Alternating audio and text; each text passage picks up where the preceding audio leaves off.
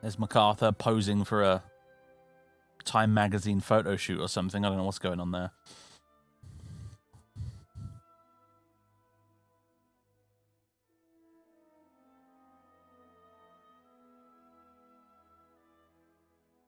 Jack Reed escapes the Union of Britain. Interesting.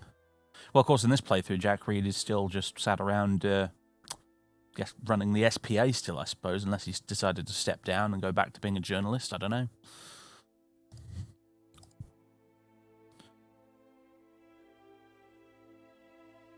So, ladies and gentlemen, boys and girls, if you're watching this on YouTube, welcome back to the third Kaiserreich stream as we continue our playthrough as the United States of America.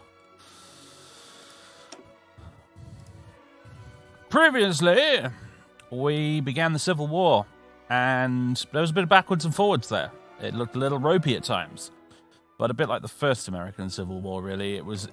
There were a few early Southern victories, and then really they've just been stomped by a superior industry. And numbers eventually once we built them up. As you can see, the Union State in the South here has shrunk quite a bit since General Bradley rolled in and basically took back all of Texas, including those vital oil fields. And the Union State rebels in California are being slowly squished back into the sea at Los Angeles. Still half expecting there to be another rebel uprising that will pop up somewhere, maybe around here. That's what I'm currently thinking. So I've got a whole militia army basically on standby to go and contain that when and if it happens. But so far so good. Elsewhere in the world, this monstrosity is happening. I don't even... One of these days I'm going to have to play as Chile and find out what the heck is actually going on here, because this always seems to happen. Yeah, it looks like a horrible disease, doesn't it? And the disease is syndicalism. But, yeah, it's very strange. It's very strange. We have the Andean Popular Confederation over here. I think it was Peru and Bolivia just decided, hey, let's be a country together. And there you are. Elsewhere, we have the Spanish Civil War, which the Kingdom of Spain itself has capitulated, and now the war is being fought between the CNTFAI, the Radical Socialists, and the Carlists, paternal autocrats. So either way, the outcome is not terribly amazing for us, because right now the pro-Germans and the pro-Sindhis are battling it out, and neither outcome is particularly favourable towards us, since we're very pro-Entente. So we'll see what happens. In an ideal world, I do personally, as a player, I want the CNTFAI to win, because it will strengthen the syndicalists, who, by the way, have been joined by Ireland, which I've never seen happen before. But Ireland has gone lefty, and they've joined. They didn't just go socialist either. They actually joined the Third International Military Alliance as well. So, yeah, that's interesting. So what I'd like for it to happen is for the CNTFAI to win Spain, and probably the Socialist Republic of Italy to ruffle stomp all over Italy, which they usually tend to do. And then we'll have the Germans and probably the Austrians facing off against them. And at some point, Russia will make its move into Eastern Europe, creating a two-front war, which the Germans will almost certainly lose, because they usually do anyway. What's happening in the Low Countries at the minute? We've got independent but pro-German Belgium, and we have independent liberal Netherlands. For how much longer, I don't know. They still have Venice. Venice is still around. And the Austrian Empire is slowly gobbling up Hungary, trying to do their reunification path, I think, right now.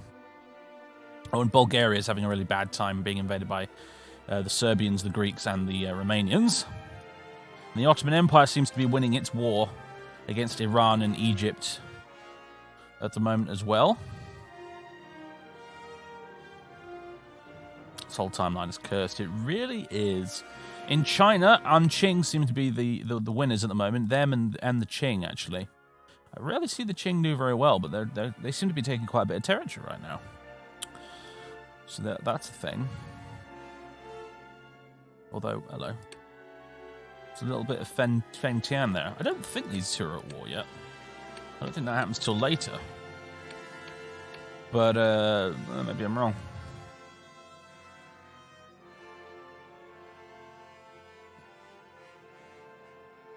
Anyway, Panama took the canal. We'll be having that back at some point. Thank you very much. Hawaii went syndicalist, which just will not do at all. We're going to be sending the US Marines to Hawaii at the earliest opportunity to put a stop to that nonsense. Wrangel did step down, yes. We have Tsar Kirill I in charge now. So it is the Russian Empire, officially once again. And yeah, he's very much interested in... well, he's in the process of taking out Turkestan at the moment. And, oh, look, East Turkestan actually won and established itself. I've never seen that happen before either. But yeah, he's in the process of ruffle stomping the Islamic Federation of Turkestan. And the teeny tiny Alash order, that's all that they've got left. It'll be after the Donkuban Union, Ukraine, all of these guys soon enough. When war breaks out in the West, that's usually when Russia moves in to try and take all of these states in the East. So it's like a British-style constitutional monarchy. Yeah, ideology is social conservatives. And there's a liberal faction and a social democratic faction, and then a very large authoritarian Democrat faction. So they seem to be democratic-ish. I'm just glad they didn't go Savinkov again, because Savinkov is just an asshole, and his version of Russia seems to be much more competent, shall we say, when it comes to waging war in the East. Savinkov is like Russian Hitler in Kaiserreich. He's a nasty, nasty man. Yeah.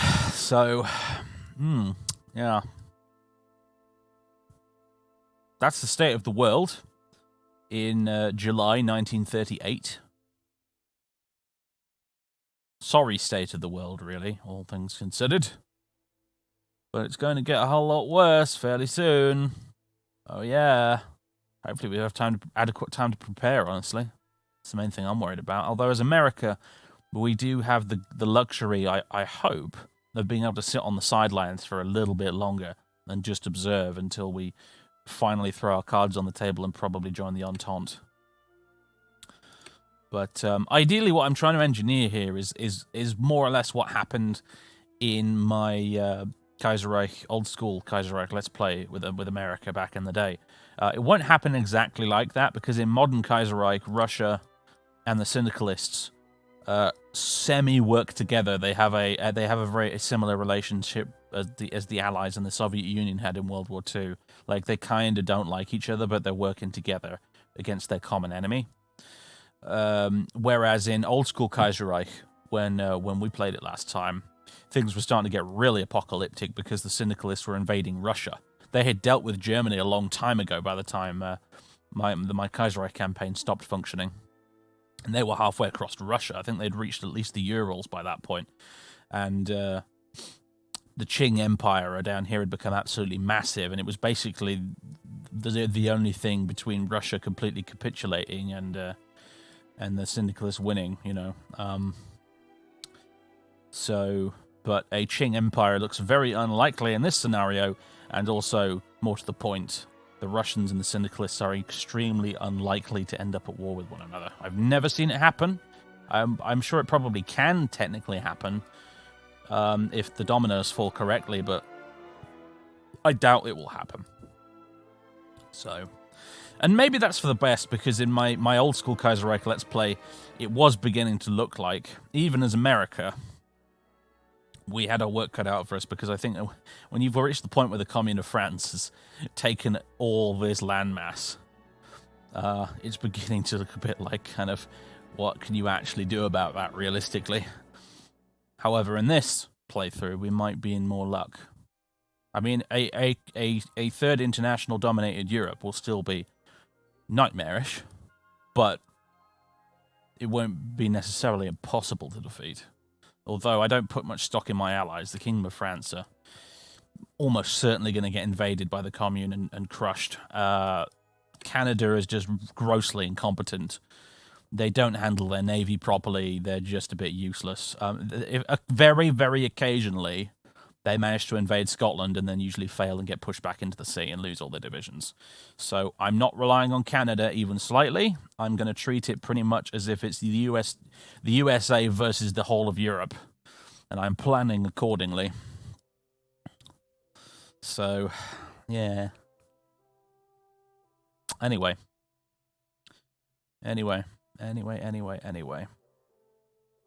Let's jump in, everybody. Never rely on your allies, got to do it yourself. Sometimes I really wish that you had that old Darkest Hour feature where you could just assume military control of your allies because they're incompetent. I remember that being a thing. You could even do it in the Spanish Civil War. If you sent volunteers to Spain, you could assume control of the faction that you were sending the volunteers to and control their military. So you can't do that in Hearts of Iron 4, sadly. You just have to watch and face palm as the AI does really stupid stuff. Never mind. I'm going to be counting mostly on the fact that the Third International will also probably do some stupid things. But, yeah, no, it's not going to... Because what will probably happen to begin with is... What will happen at first is what usually happens, especially if the anarchist guys win in Spain, is that France, here, Kingdom of France, they will launch multiple naval invasions of maybe southern France, but mostly Spain.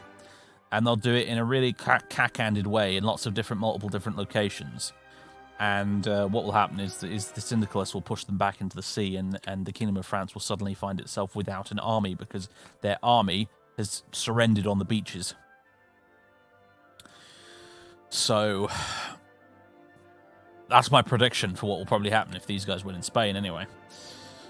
Now, to be fair, when I played the Union of Britain, they made a pretty good go of it, actually. I had to send my own army divisions and tanks from Britain down to Spain to basically rescue them, because basically the Kingdom of France and the Canadians and the Germans all piled in on Spain to try and actually make a decent job of it, and they were doing a decent job of it until I arrived.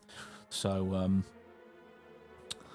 yeah, the Entente/Axis, or Central Powers or whatever, they were surprisingly competent in the game where I was playing as the Syndicalists, I noticed. But in every subsequent campaign when I've been playing as someone in India, for example, or if I was playing as the Ottomans, they've been comically bad.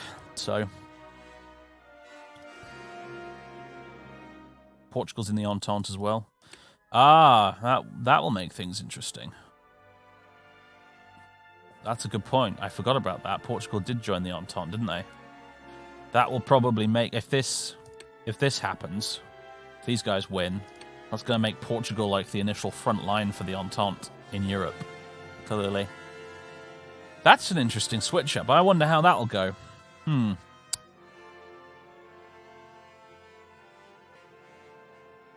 That could be fun. Be like the old Napoleonic Peninsula War all over again.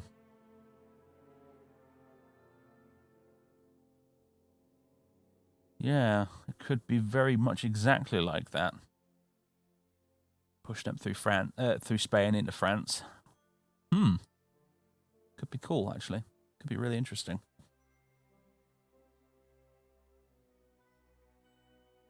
How did the song go?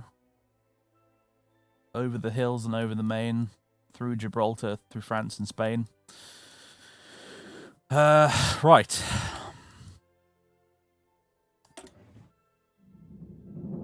Deploying the Kaiserreich Marine, fighting around war in Asia. In the funny Sims style loading screen text messages. Right. So here's a better look at the battle as it's currently going. Bradley's still advancing east. Everyone else is more or less staying put. We've got Smedley Butler here basically just holding the line. And meanwhile, against my expectations, Henry Arnold, with an army purely made up of militia and loyalist garrisons, has channeled the spirit of General Sherman and has just absolutely ruffle-stomped his way down the coast.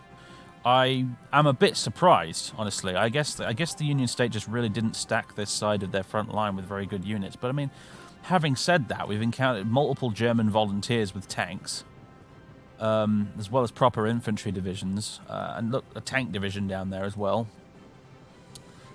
But Arnold's has just gone on a bit of a rampage, really. He's marched all the way down from Washington to take all this with just a bunch of raggedy-ass militia.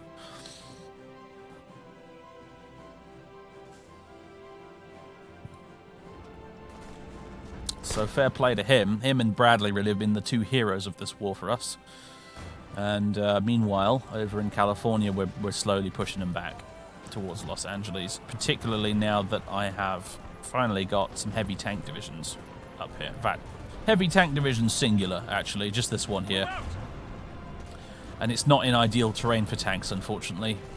But, you know, it's still got that lovely breakthrough. So Germany will need to be held accountable for their treachery, indeed. We won't forget what you've done, Germany, supporting Huey Long. Won't do. We also have our spies out here. Well, spy singular, actually. William J. Donovan, codename Alligator, down in New Orleans. He's built up a 90% intelligence network, which is very nice, which means we can get some very good intel. Incredibly accurate intel, actually, on their industry and army. Quite a bit on their navy, too, actually. Oh, look at that, 100% civilian intel. Didn't even have to do any of the stuff here, like infiltrate civilian administration. So we haven't really done any operations because we only have one agent. You usually need two to do most operations, as you can see here. But there's lots of things you can do, like plant false intelligence, infiltrate the army, infiltrate the navy, infiltrate the air force. Most of this, to be honest with you, don't generally tend to use very much in most single-player games. I can see these maybe becoming more relevant when you're playing multiplayer against people who actually know what they're doing. But generally speaking, most of the time, occasionally, I've had a go at stealing blueprints, but you always seem to get a blueprint for something completely useless that you don't care about. I've sometimes done infiltrate the army or infiltrate civilian administration, or if I'm playing as Britain, I've infiltrated the navy. But generally, the only operations I tend to do are the ones where you rescue an operative that's been captured. So I generally just build intel networks and use that passive intel network building to you know, get important information on the state of enemy troops and the state of their industry and what have you. Because, like, we can see here, we can get a detailed view thanks to codename Alligator right now. We're able to see exactly what divisions they have, how many they have, and the composition of said divisions as well. If we mouse over the motorized Minutemen here, they've got 6 motorized brigades. The tanks, they've got 6 light tank brigades, 4 motorized brigades, and 3 support brigades of motorized recon, artillery, and engineers. So we're getting really, really accurate, good intel on their forces right now, and it's pretty much all down to Mr. Donovan down here. Because otherwise, a lot of this would be showing up as question marks. You wouldn't be able to tell what it was. Oh yeah, decryption is definitely a whole separate thing that is incredibly useful. I definitely invest in decryption and encryption as well, because the AI is actually smart enough to decrypt your ciphers and actually use that against you. I have seen it happen. So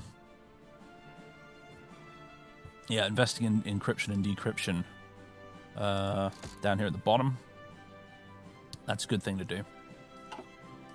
Once the war's mostly over, I will be doing that. We're going to go mental. We're going to fill out the whole damn intelligence tech tree, almost.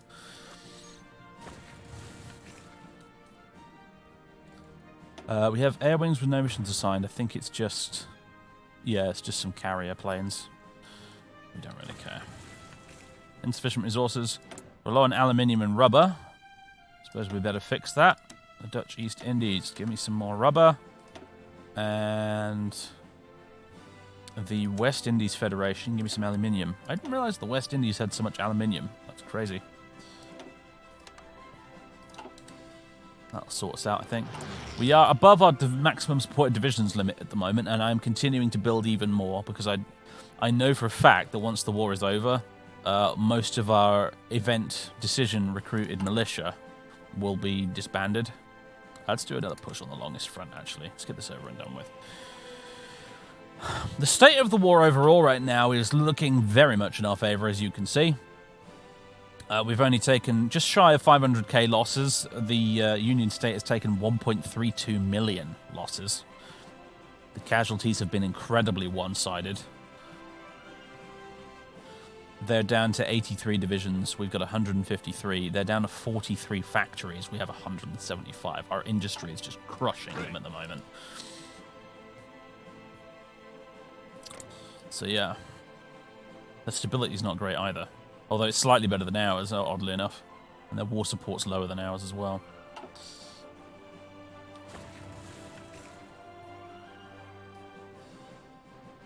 This guy here in California is orange right now because of the fires, but also longest plots. Oh dear. Alright, some pause. Watch Bradley continue to push east. I'm going to need to draw him a new offensive assault order pretty soon. His next goal is going to be New Orleans. We got Houston, and we managed to push a whole bunch of Union State forces into a pocket over here and crush them, which is where most of their divisions have gone in encirclements on the coastlines. So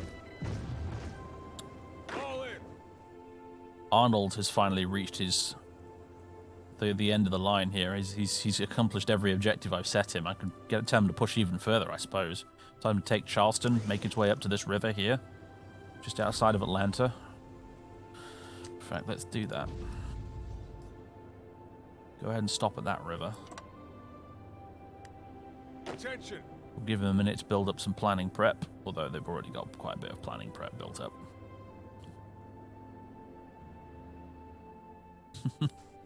Log's like, I'm gonna make America great again.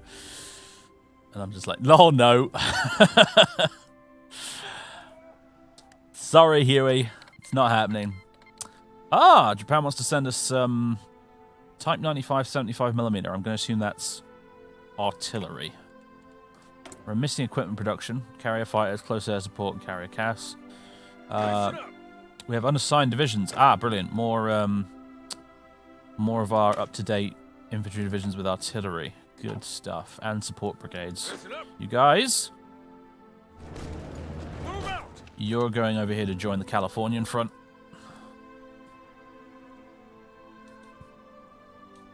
Yeah, most of the casualties, they're prisoners of war, yeah. You know, it does say casualties and not deaths at the end of the day. You know, 1.36 million. A lot of that will be prisoners of war from the encirclements, yep. Although I part of me suspects that some of those jackasses like the Silver Legion probably didn't go down surrendering.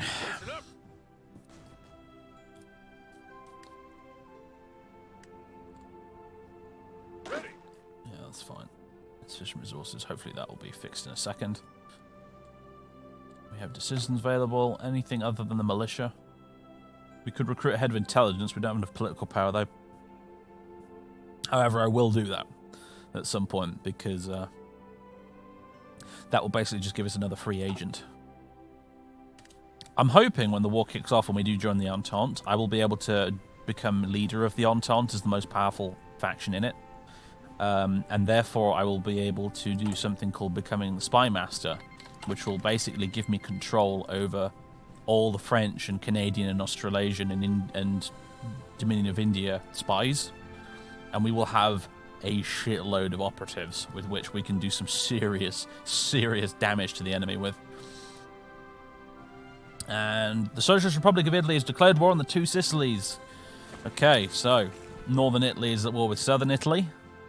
They've done so early, basically. They didn't wait until the Second World War to break out to do that, which means that the Socialists will probably win. And we'll begin the Weltkrieg with a probably united socialist Italy, which will strengthen the Sindies even further.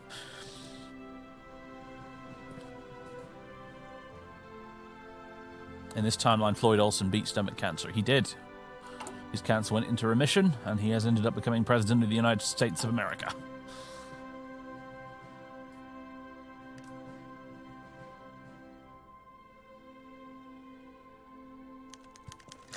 Longest rebels rise in Kentucky. Aha! I was waiting for it, and there it is. Huey Long always held strong support in the heartland, with states like Kentucky and Indiana only barely swinging elsewhere in the 1936 election. Now, Long's supporters have risen up in Kentucky and the surrounding region, taking up arms again, gained through the underground to band together and open a new front in the Civil War. This will not help them in the long run. There's that dreadful pun again. Right, this is what I was holding you guys in reserve for.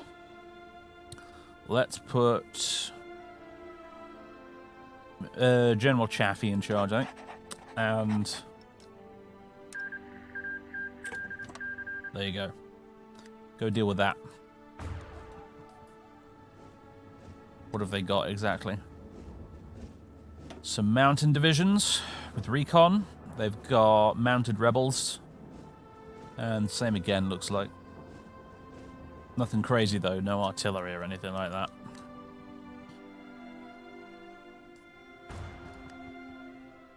We're going to keep Olsen for a second term? I don't know, actually.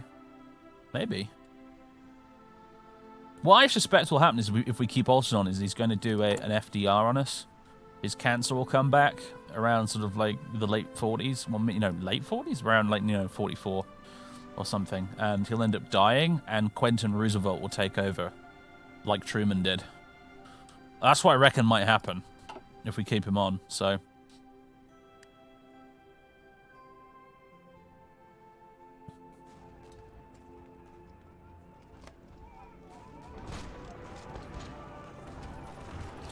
Then again, he could also be assassinated Lincoln style. It depends on which way the Kaiserreich developers decided to go with it. Or you can get Teddy 2 Electric Boogaloo, yeah. The Union Rebels. Ah! You cunning devils. Alright.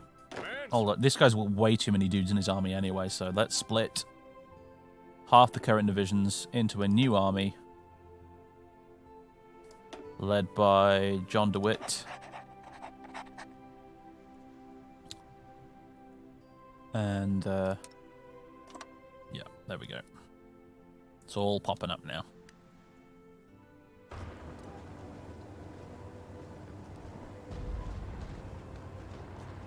However, what they've done is they, aside from these guys anyway, they've although they haven't got a port right now, I don't think. So these guys have just popped up in the middle of what state is this? Indiana. They don't have access to any supplies, so I don't rate their chances, honestly. Famous last words and all, but Canadian operative captured. Oh, you sneaky Canadians! What are you about? What are you doing? What do you think you're doing? Beatrice Petty Fitzmaurice has been caught attempting to infiltrate our administration and leak secret information back to her superiors. This cunt, I swear. Upon interrogation, she revealed herself to be a foreign asset for RCMP Special Branch operating on federal soil. It's still yet unknown what the exact nature of Canadian interest in our nation is, or what sections of our administration have already been exposed to the eyes of Canadian intelligence. With Beatrice Petty Fitzmaurice imprisoned and awaiting her further interrogation, we can only hope that eventually she will reveal all there is to know of Canadian operations in the United States. We have ways of making you talk.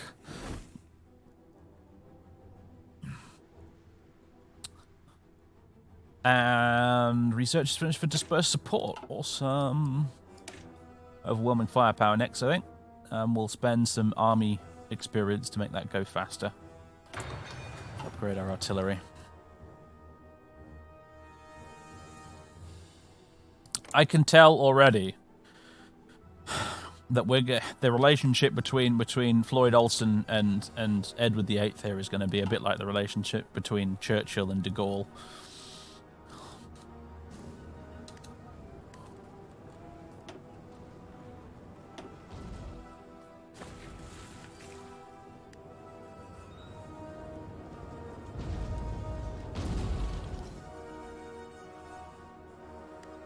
Halfway down the land doctrine tree in 38. Yeah.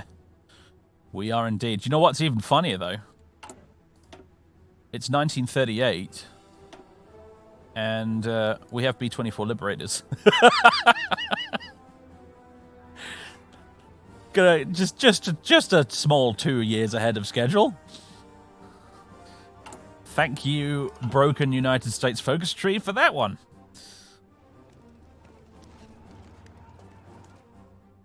Currently, I think we're actually building a shit ton of them as well right now. Oh yeah, we're building lots and lots of bombers. In fact, we're a bit short still on aluminium and rubber. Let's fix that.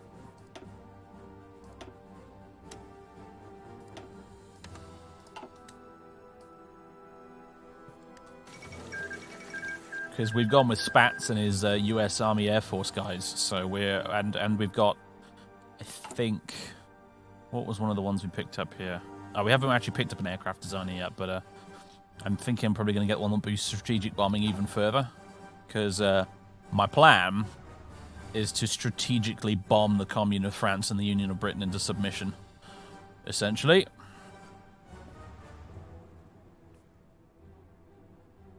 Guangdong clique took 5 states. Guangxi military government was annexed.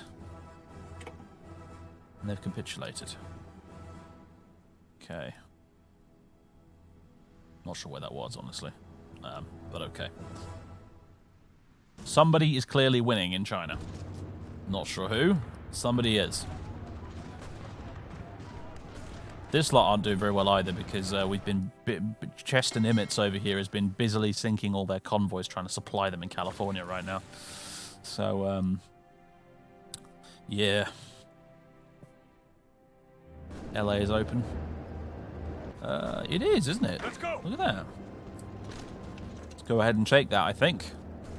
They still have San Diego as a port to operate out of, but that'll certainly help. It'll pocket that cavalry division. If it doesn't get there first, it is cavalry, to be fair. Ah, they've reinforced it.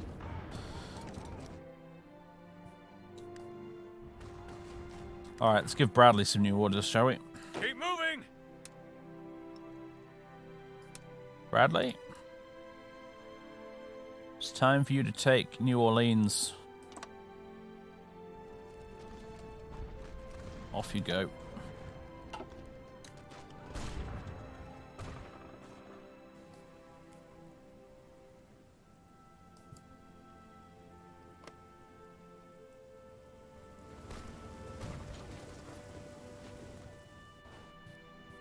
The South's public image is never going to recover from this, man. Hollywood is going to exact its revenge after all this is done, believe me.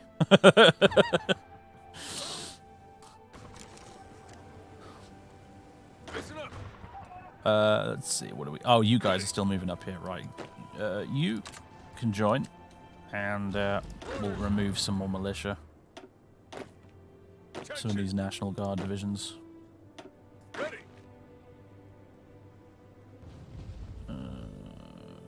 You as well. You can hop on over to the East Coast. Right, have we got this lot contained yet? Sort of.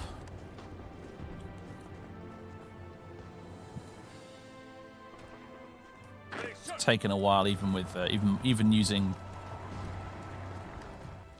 You know what, guys? Use strategic redeployment. Use you know, trains and stuff. Don't walk all the way to Indiana. See, look, DeWitt here used railways, and he's already arrived. So let's give him his orders as well. Ah, it's gone all weird. Let's try that again. There we go.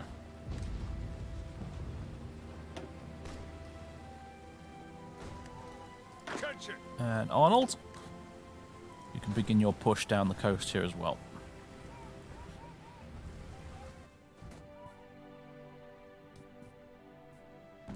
Oh yeah, that's, I remember that being a thing as well. Yeah, I haven't seen any events about it in Hoi 4 Kaiserreich so far, mostly because I haven't played as Germany yet. But I remember that from old Kaiserreich. Like, the German film industry is huge.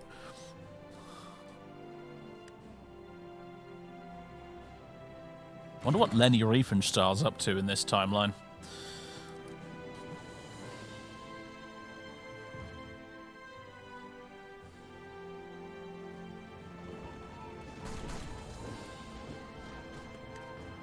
Ready, sir. Ready, sir. Let's put a stop to this, shall we? Good on this unit of militia here, holding the line. They're down to like 50% organization, but they, actually no, less. They're down to like 10% organization. I was reading the bar wrong there, but they actually held. Good for them.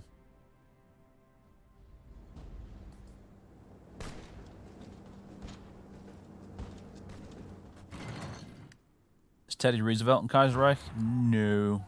I mean, he might pop up somewhere in an event somewhere, but he's not like a active politician. Ah. Oh. Their fleet is still prowling around out here on the western seaboard, apparently. It's moving to try and defend these convoys, but I don't know if it's going to get there in time. Oh, nope, is the answer. Nope. Definitely not. And boosh, there we go. Got him. And slipped away to avoid their main fleet.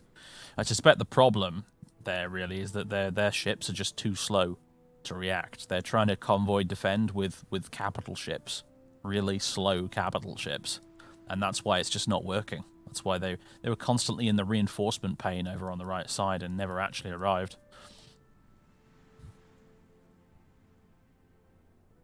Teddy Roosevelt Jr.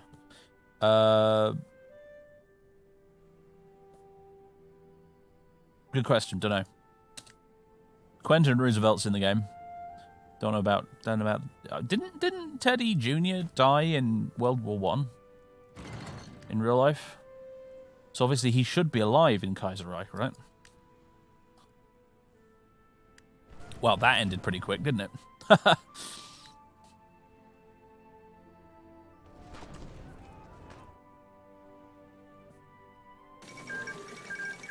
Honduras took 2 states and Nicaragua was annexed.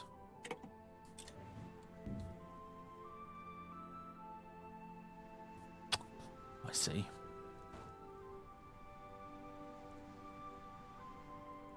Meanwhile, in California...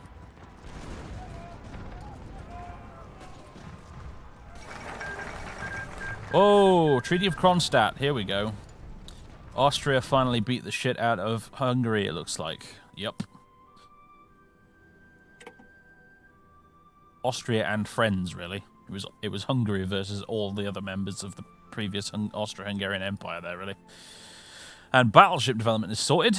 Hungary's capitulated. Right. Battle cruise development. Light cruise development.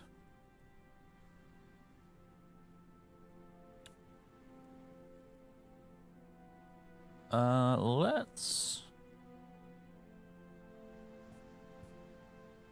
Research bonus for anti-submarine warfare technology and stationary anti-air guns. And a 75% bonus for cruiser models. I'll go with this one.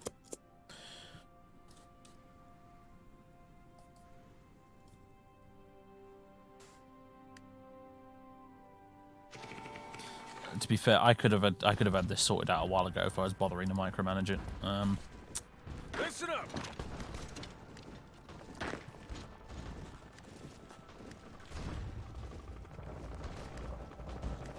Move out. Use these tanks. How about that?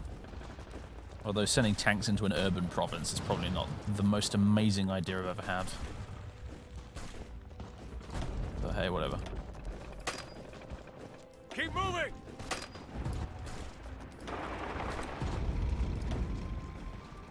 I'm going to assume, I don't actually know for certain, but I'm going to assume tanks don't do very well in urban provinces. But I could be wrong, I suppose. Red naval battle results. We lost 3 subs there. Oh dear. Their fleet did actually catch up with us. Oh well. Missing equipment production. Okay, it's still that. Japan's cancelled Lend-Lease. That's okay.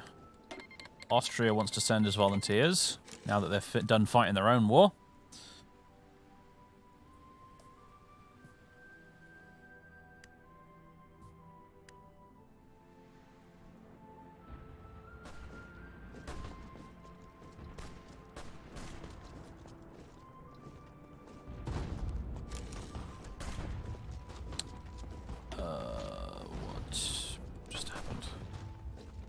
Noise. There was a notification noise and I wasn't looking at the power plants with no units assigned.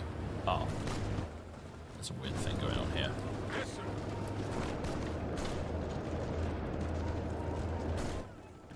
Good old little accidental encirclement there. You love it when that happens.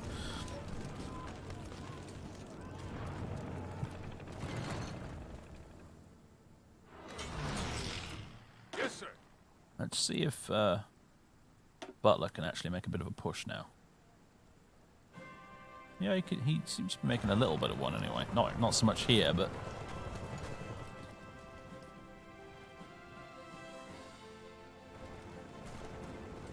Orders.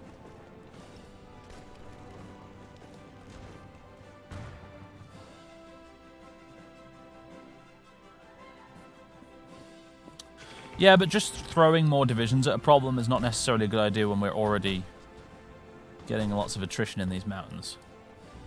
You know, this isn't Hearts of Iron 2 where you just throw doom stacks at the enemy. We chuck too many guys onto this front line, we'll start having supply issues, and we'll actually be worse off. Right now, we're winning over here. I see no reason to really actually potentially cause ourselves extra problems by overstuffing the line with dudes.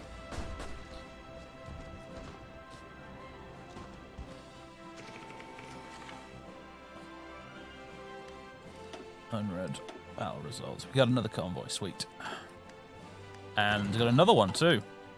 And another battle. Okay, our submarines have found their main fleet while trying to get to these convoys.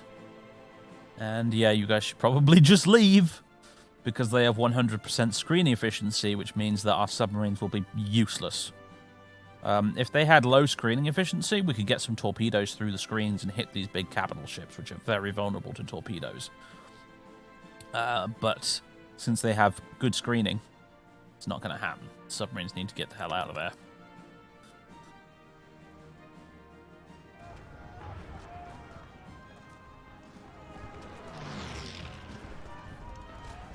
I'm still actually not convinced either that those are the last rebellions we'll see. So I am going to continue holding these guys in reserve.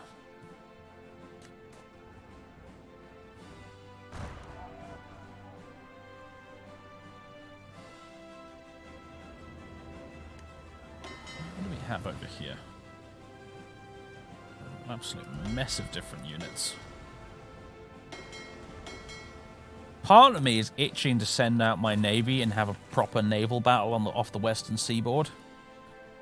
Try and sink those cruisers and that dreadnought, but the sensible part of my brain is saying, look, if you don't sink them now, you might get them back later. And it takes a lot of resources and a lot of time to build a dreadnought, so if we can capture it instead of sinking it, I'd really prefer that.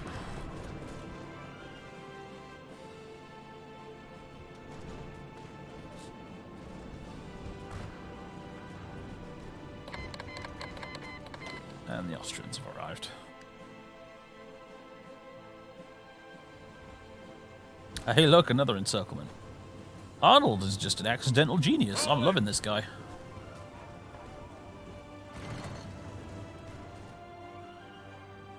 Another battle going on. Ah, we got their convoys unguarded this time. Boosh, boosh, boosh.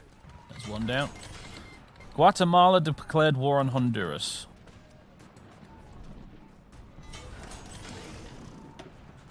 Insufficient resources. Need aluminium. And we have 3 military factories. Let's have a look at logistics. Oh, now that's what I call an infantry equipment stockpile. Very nice.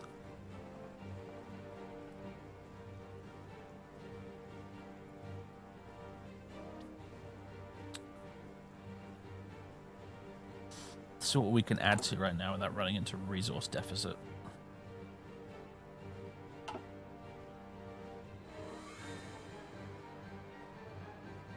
Although, hold on a second. Just need to let that update. Just 60 units of aluminium. There we go. It's sorted.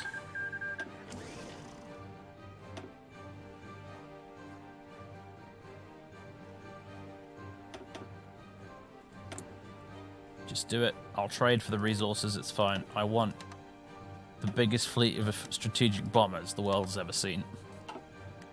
Ready, sir. Unread naval convoy radar results. Nice. There we go. We got Los Angeles. Call it. Means you boys here are screwed.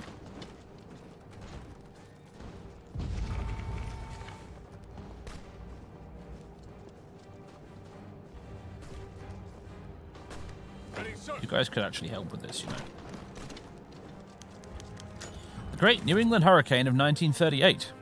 What was first considered a non-issue, the Yankee Clipper hurricane arrived on Long Island September the 21st and would only a few hours later turn out to be the largest hurricane to set foot in New England since the Great Colonial Hurricane of 1635. Moving north from Long Island to Connecticut, Rhode Island, and up through Vermont, the storm cost the lives of close to 700 people. By the end of the devastation, over 57,000 homes were destroyed or damaged, and road networks all across the New England region lay in tatters, with projections estimating that it would take us months or even years just to reopen them to traffic. God save us all.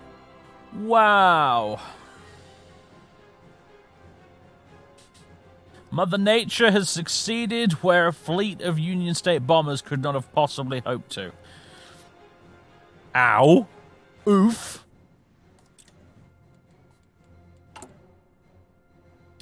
That's a lot of repair work that's going to have to happen now. Sigh. In addition to the stuff damaged by the war.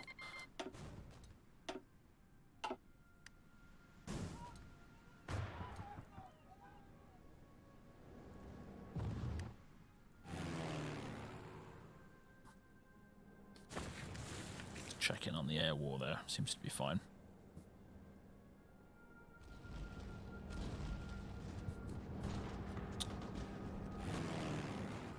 Although, the Deep South... Yeah. Bradley's done... Ah, it's because we need to switch this. That's what we need to do. That's the problem.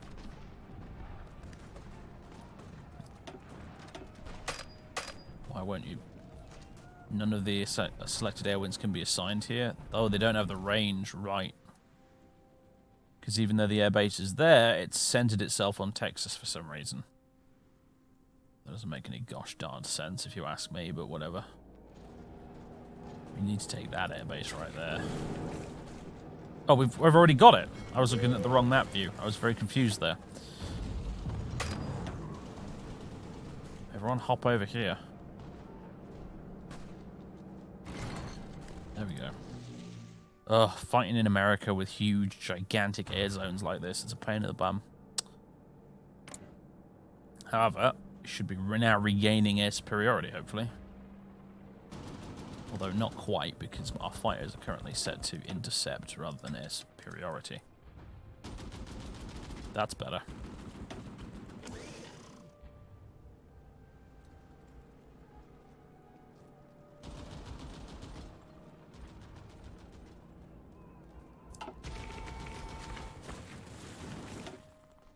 Let's have a look. More successful convoys, good. Bradley's done pretty well considering for most of his campaign he hasn't had any air support at all.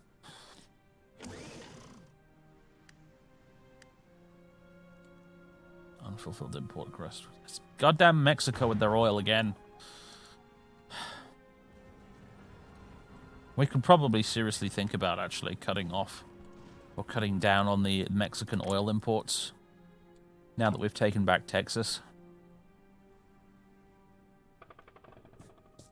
We haven't cored Texas yet, though, so we're not getting the full benefit yet, I don't think. However, regardless...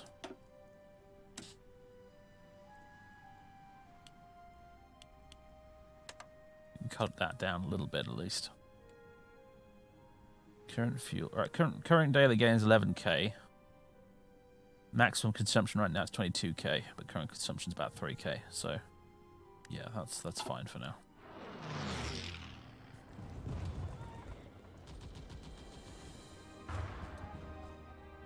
Christmas offensive into the heart of the South. Yeah, I guess. Don't say it. Don't say we'll be home by Christmas. Don't do it. Go, go,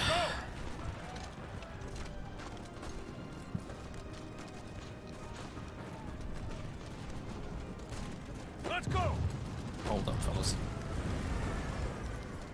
I'd like to encircle you guys. Keep moving. Not going to stop, are they? Oh, whatever.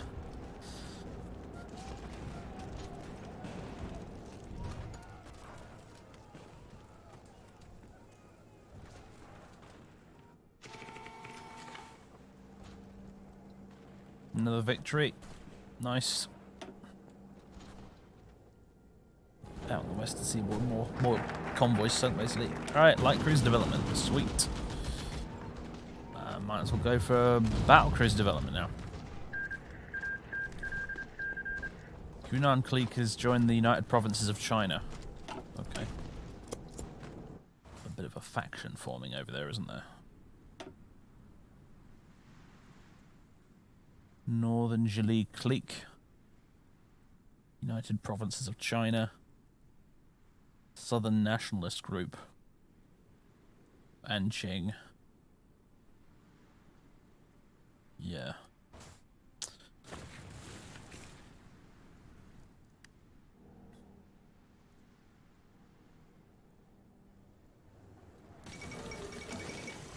Guangzhou, federal government proclaimed. With their power base secured around the prosperous city of Guangzhou, the federalist movement in China has proclaimed their own rival government. Chen Zhongming, Governor General of Liangguang and commander of its National Defense Army, declared his intention to bring together the disparate provincial governments throughout the country, tackle the warlord problem head-on, and restore local democracy where bandits and party dictators refuse to negotiate and reform.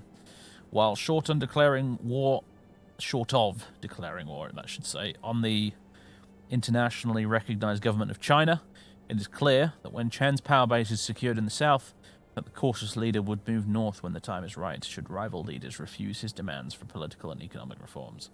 Another one? This is getting ridiculous.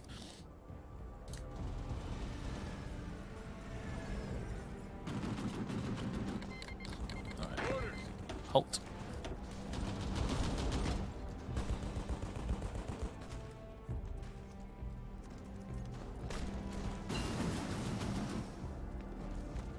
Maintenance company's done. Nice. Leaves everything but MPs now, really. And field hospitals, neither of which I have a pressing need for, really. Fuel refining. Let's keep that going. Good. More convoys down. Oh, has Nimitz leveled up much at all? He's been doing an incredible job. 60% of the way to level 4, I think.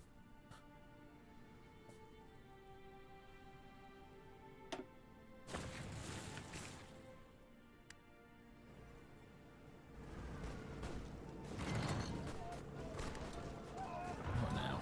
Need aluminium.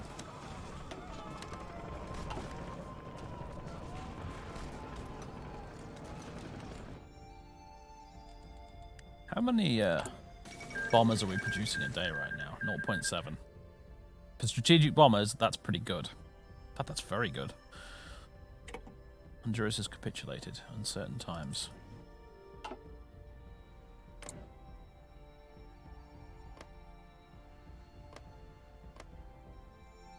Central America is just... I don't know what they're doing, frankly.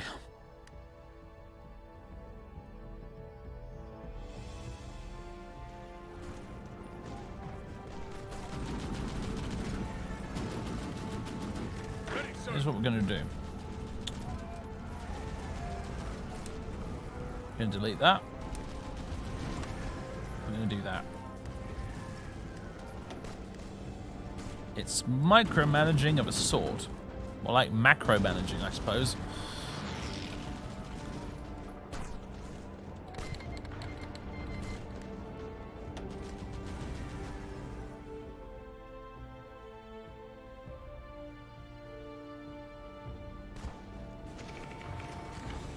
Likewise with Bradley.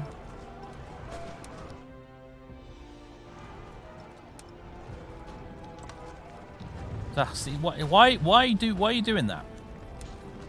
Don't do that. Don't.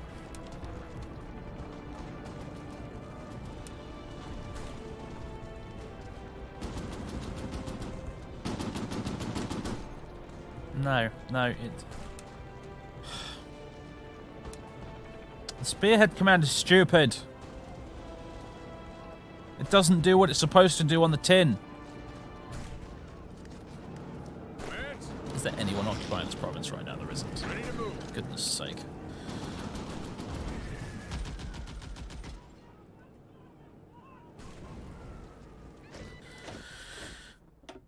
More convoys sunk. More unassigned divisions. Ah, our second tank division. Oh! Oh, look. California's ours again. Awesome. You can go join Bradley. Oh, Bradley has a 30 division limit now. Interesting. Where'd he pick that up? Skilled staffer. Yeah. Oh, that's pretty cool. Can also pick something else here. Scavenger. Infantry expert. Infantry expert. We've got to have that.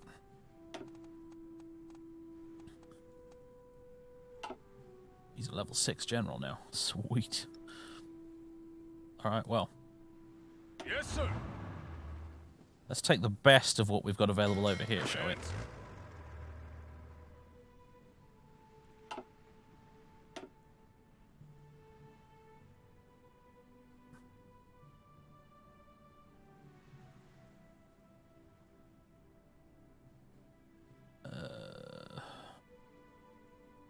The infart ones. These are all infart, right? Let's see. 1, 2, 3, 4, 5. Boosh. He's going to put them to some very good use. Still have one province left? Oh, they do. They've still got San Diego. Listen up. Not for much longer.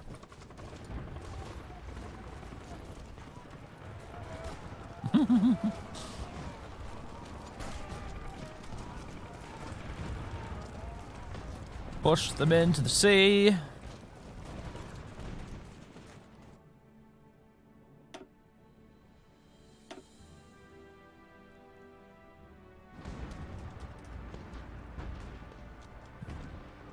A lot of divisions are about to surrender.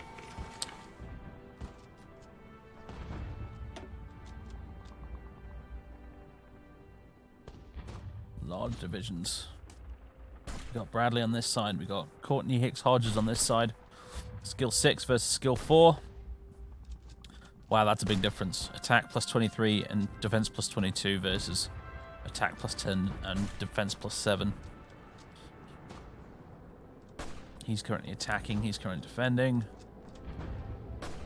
Infantry leader, skilled staffer. That's trickster. Engineer. Infantry expert. Versus infantry expert, panzer leader, and infantry leader. Shame you don't have any panzers, eh?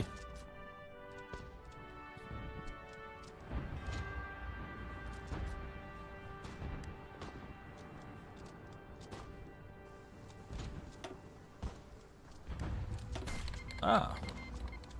Yatsenko Istribital Mod 17. Whatever that is. I have no idea what that is. And some more Skoda Feldkanoners. Nice. Alright, gents. Magnetic detonators. Excellent. Our torpedoes suddenly got a lot more effective. Let's go. Cool. We could get electric torpedoes in 208 days. Well ahead of schedule. If we really wanted to.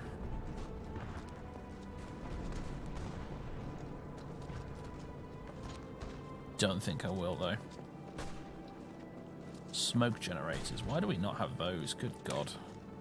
I have smoke generators. It's 1920 tech! Message from the Russian Empire. They have cancelled the Lend-Lease. They want their whatever they were sending us, they want it back.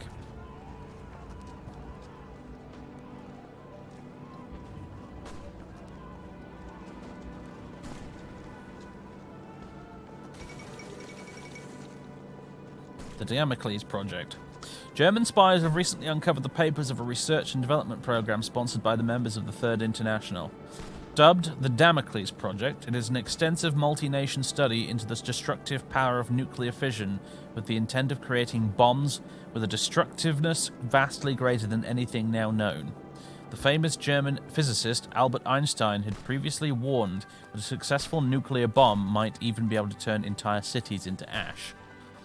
German intelligence agencies have shared the information about this project to their closest allies, so naturally the whole world now knows. Some have dismissed the project as a childish fantasy, but many experts fear a breakthrough. If they should succeed... ...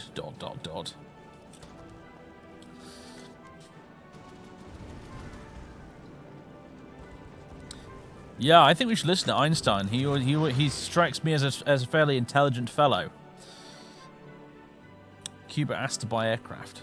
Lacking its own aircraft, Cuba has requested to purchase a small share of our nation's military production for the month in order to produce a handful of fighter aircraft. If we were to accept, we'd get some political power. Cuban aircraft sale, which grants consumer goods factories 1% factory output, minus 2% for 30 days. Go on then, fine.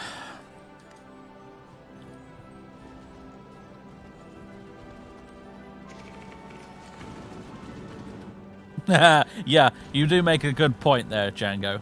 Keep moving. This is Hearts of Iron 4 nuclear tech. We have nothing to worry about. Yeah. You make a good point. But then again, I don't know. This is Kaiserreich. Like I said, they might have implemented some events and stuff to make nukes a bit more powerful. Where are those tanks, Bradley? Are you, We're still not done over here. What about the other tank division I sent you? Where have you put it? Probably somewhere stupid, like in some mountains or something.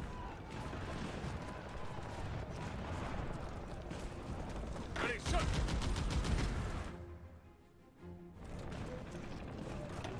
Keep on attacking. Where is it? Right-click to pan to the division. It's just standing there in New Vegas, Las Vegas, doing absolutely fuck all. Ready. Oh, God's sake. Commands. Go!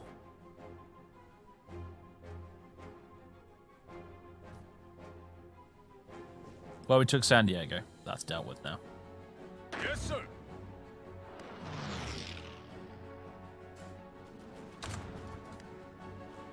Ready to move. Why doesn't he even have... Weird. Fall of Manila.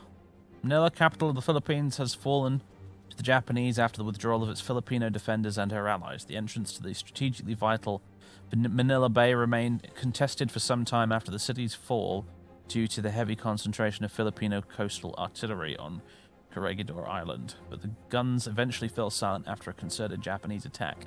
With Manila under Japanese control, the rest of the Philippines are expected to follow shortly after. This is a stinging defeat for the forces in Asia and the Pacific.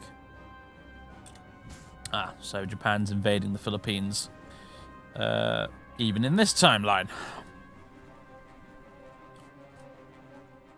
Bet MacArthur's not very happy about that. Commands.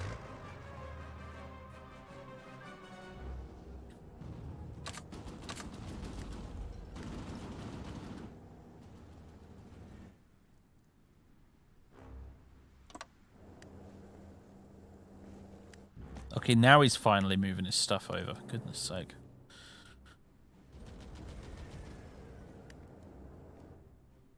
The Japanese are allies. Yeah, well, they're not allies exactly, but they have been helping us in the war by sending us volunteer infantry and aircraft squadrons.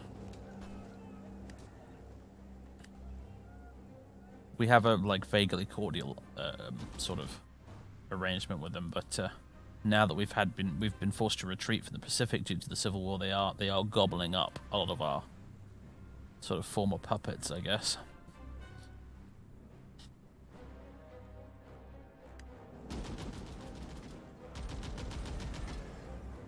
Yes, sir.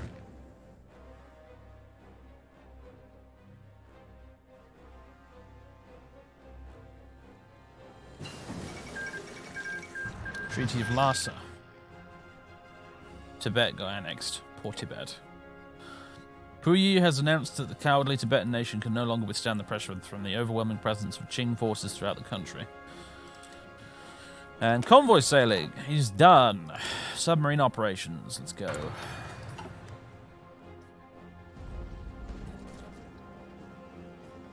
Positive stability. I know. I know.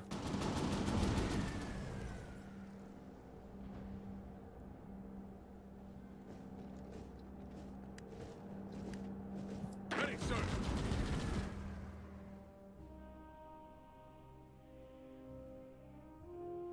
Look at them go. Via the railways. That's why they're going so fast. Zoom.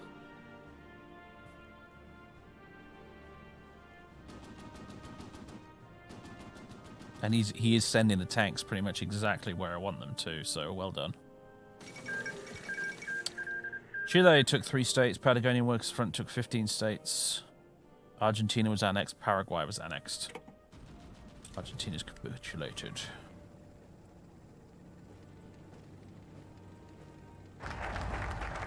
Battle cruise development, hurrah! Improve the Marine Corps, new admirals, or expand dockyards. I think expand dockyards would be the first choice here, really, personally.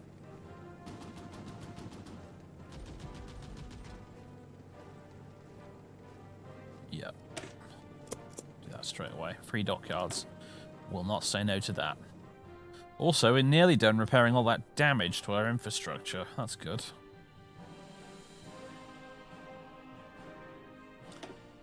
Speaking of naval dockyards.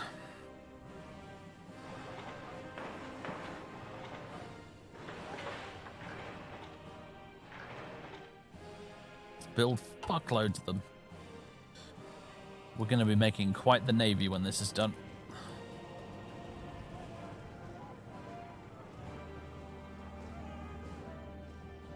Brilliant. Listen up. The tanks have arrived. Let's wait for them to get their org back. In fact, let's do staff office plan to build up their planning prep as well.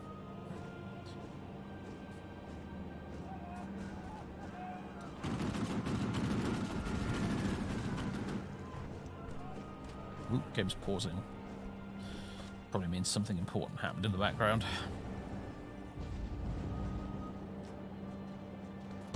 Although, look, this one's strength is really low. What the heck?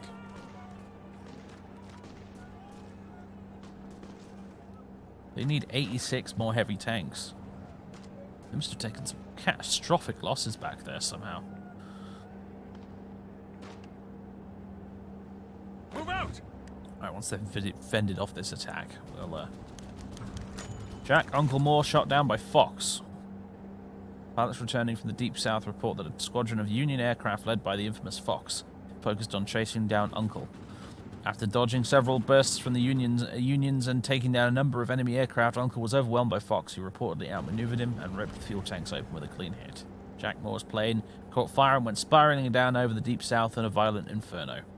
Jack Uncle Moore has shown great courage throughout his service and was looked up to by many. The loss of this national hero is a great blow to the Federal Air Force and is a devastating blow to our nation as a whole, knowing that while we grieve, American Union State is celebrating Harold Fox Powell as a hero makes the tragedy even greater. Oh no!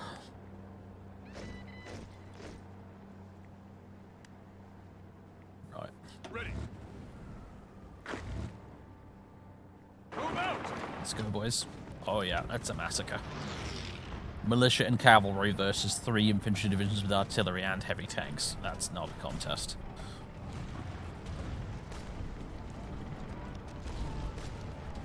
Boosh. 383 breakthrough on the heavy tanks. That's really good.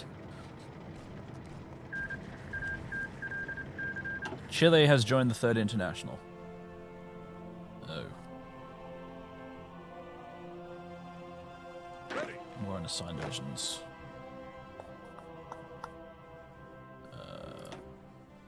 You can go over there. Join the purples. Advance.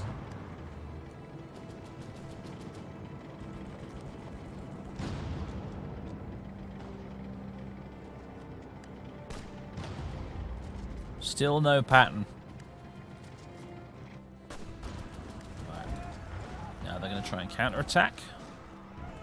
And fail, by the looks of things. They're not smart enough to close this gap. That's kind of what I figured would be the case. I'm just going to move these cavalry up just in case, though. No longer get the effects from Cuban aircraft sale. Good. Yeah, like they're just trying to attack this instead of what they should be doing, which is attacking right here. But I kind of figured the AI probably wouldn't do the smart thing.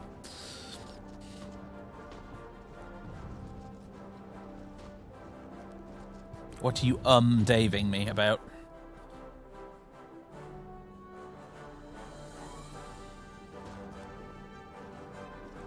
What about land XP? Got loads of it.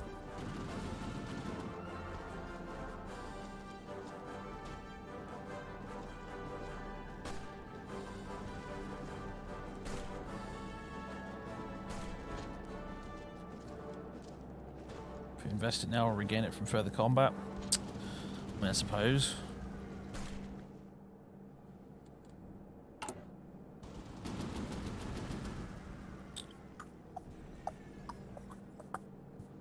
What do I want to make, though?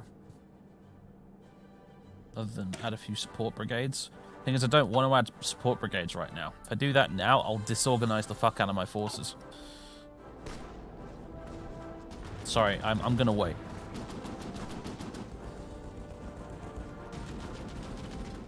I know I can copy-paste the template, but frankly, I hate having a completely overstuffed and messy templates section here. So, yeah, no. I'm going to wait till we're at peace, and every division we have left is going to get an upgrade. What are you doing? No, don't do that. Attack, attack, attack. I've got the cavalry moving up to fill that gap. It's fine. Nicaragua has capitulated, and we have smoke generators finally. It only took us 18 years. Passive sonar. Gosh, that's important. Yep. Yeah, let's spend that little bit of Navy experience. Probably shouldn't have done that, actually, but never mind.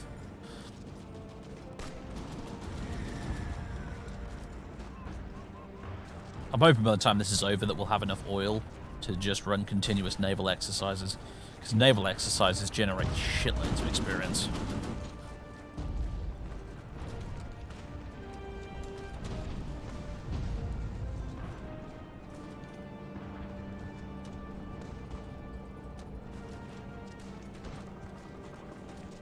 Yeah, we have B-24 Liberators 2 years ahead of schedule, but we don't have smoke generators for our ships.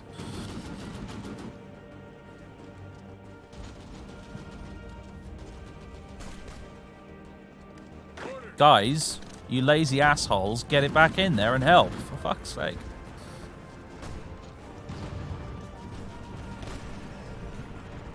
Matthew Ridgeway.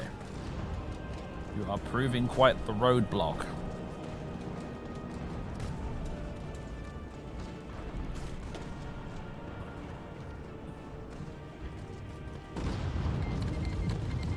Ethiopia declared war on Somalia because why the heck not, right?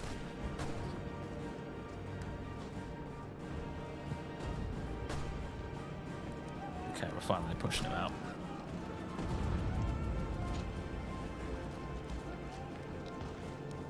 go, go! One of these divisions is going to need to move in with the tanks, I think, in order to avoid them getting pushed back and overrun. Oh, God, they keep attacking from the north. It's really annoying. Stop it! Get. Listen up!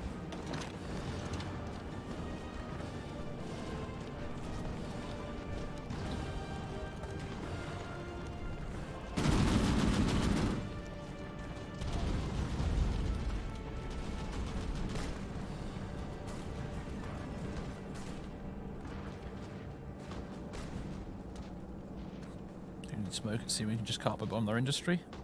Because smoke at sea is really, really important. Both in game and in real life.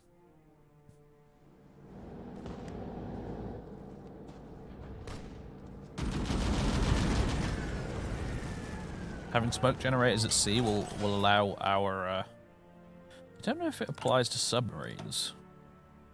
Technically. Fleet speed while retreating. Yeah, it actually does, even though submarines don't use smoke generators. But it allows our submarines to retreat much faster when they're being attacked by destroyers. It allows our convoys to retreat faster when being attacked by submarines. And it allows our fleet to just generally retreat faster when it's being attacked by a larger enemy fleet. So it's very useful for our recon fleets who don't want to engage the enemy but just want to spot them and then move away. Super important. And in real life, it was mega important too, because it was the only thing often that stood between your ship getting completely destroyed and managing to escape. Ready, sir! When the British Navy was hunting the Bismarck, there were a couple of ships they almost lost were it not for being able to pop smoke and disappear. Move out!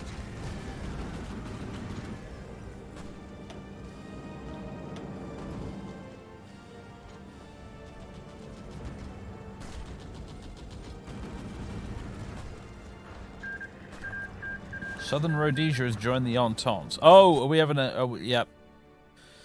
Here we go. South African Civil War, boys.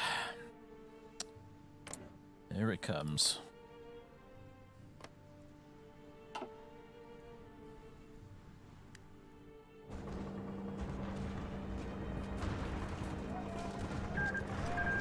Natal has joined the Entente.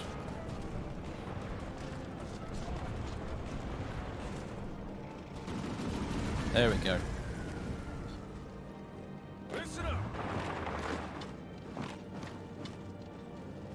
Commands.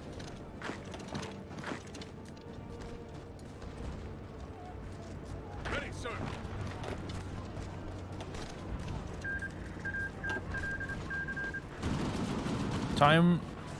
Time for the Union State to go squish.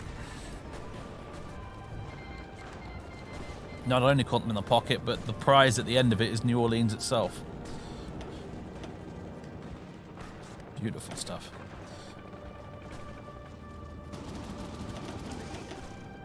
Going to need more rubber again. Let's keep importing from the Dutch East Indies while the Dutch East Indies still exist.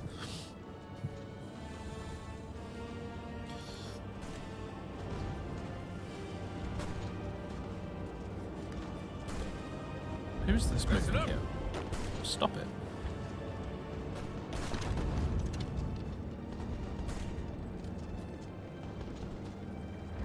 It's taking attrition? I bet it's because they're in a swamp. Or...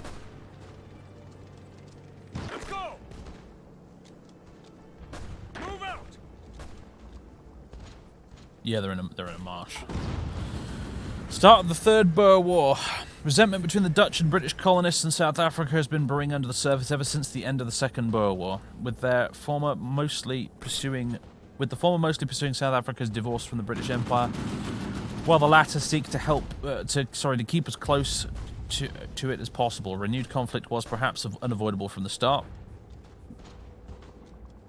I don't know about that. I don't think it actually happened in real life. Leveraging their majority among the electorate, the Afrikaners have declared South Africa an independent republic under the leadership of Dr. D.F. Mallon. The English-speaking provinces of Southern Rhodesia and Natal soon after declared their loyalty to the Empire and secession from the Republic. As the battle lines are being drawn, An entente appears increasingly likely. Can the British finally pacify South Africa permanently, or will the Boers recover from the freedom and independence they had to give up in 1902? Third time's the charm.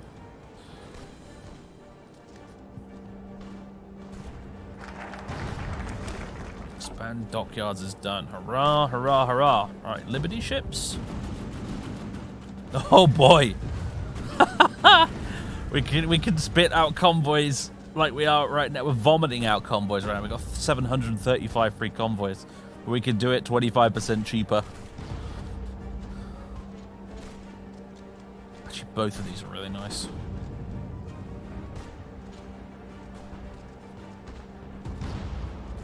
Gonna do that. Even cheaper convoys. More convoys for the convoy god. Our finest hour. British politician and former Lord of the Admiralty Winston Churchill has published a new book, part of an emerging genre known as alternate history and concerning the Great War. Wink, wink, nudge, nudge. Here we go. The story takes the perspective of a young British soldier returning from a victorious Gallipoli campaign, because of course Churchill wrote about the Gallipoli campaign being a success. And amid a world radically different from our own. In this timeline, Theodore Roosevelt and his Bull Moose Party win the 1912 American presidential elections, leading to an American entry in the Weltkrieg and an Entente victory. A defeated and partially occupied Germany is gripped by constant economic and political crises, witnesses the defeat of the whites in the Russian Civil War, and is cooed by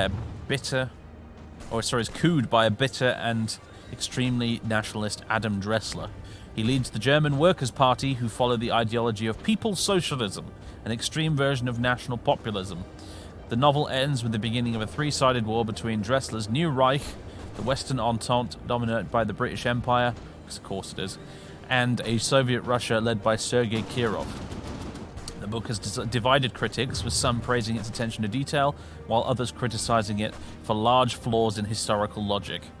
Churchill has commented that something like this could have happened in another universe. What a childish fantasy.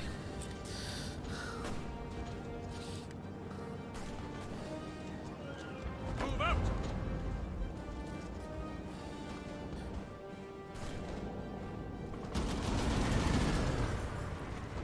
Gosh, even surrounded, they're not giving up, are they? Wondering if I should divert some... I should absolutely divert some submarines. What am I saying? There's no convoys left to sink over here.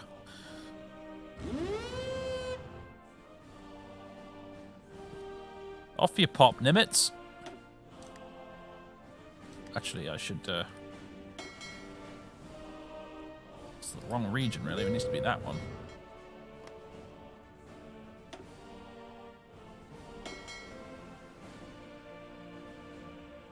There we go.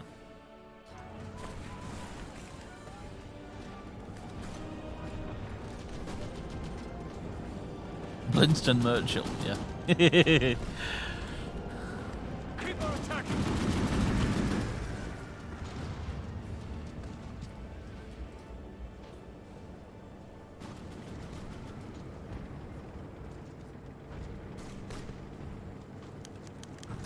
Creation of a sniper program. With the harsh lessons in urban warfare we have been forced to learn, we've come to realize that our army is woefully unprepared to face a new danger of the battlefield, enemy snipers. While snipers proved their usefulness during the Weltkrieg, the Army High Command had never seen any reason to expand upon it, as it was seen as a situational solution for the battlefields of Europe. However, fighting in the American mountains, cities and forests has proved that not only they were wrong, but we have paid the price dearly for it, as we lack the means to counteract enemy sniper operations, let alone send off snipers of our own to eliminate high-value targets. As such, a proposal has reached High Command to kickstart one similar to the sniper training that the Canadians put their snipers through in the Weltkrieg. The proposal passes, the proposal is shut down. I see no reason to shut this down. The proposal passes, thank you very much. And that's where Kaiserreich turns around and says, "Aha! I've got you! You've activated my trap card!" And suddenly half the United States turns into a separate country because we passed the sniper bill. I don't know. But that seems like a good idea to me.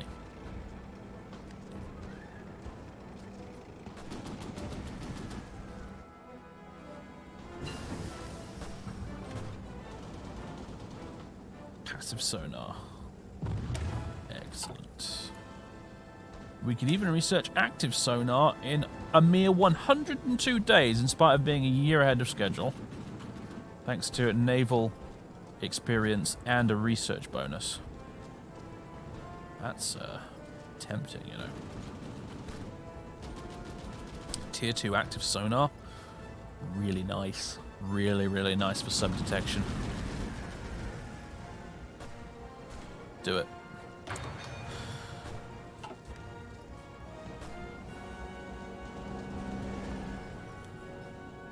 We're gonna have a lot of destroyers that we're gonna want to retrofit with that, actually.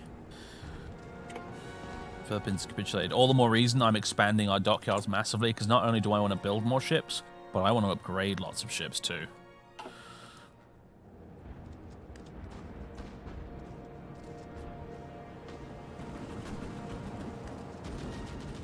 Ready to move. Let's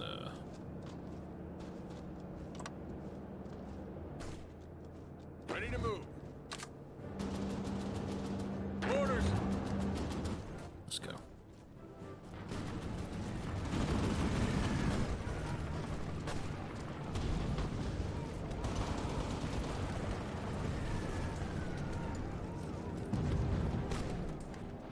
Is Nimitz in position doing his thing yet?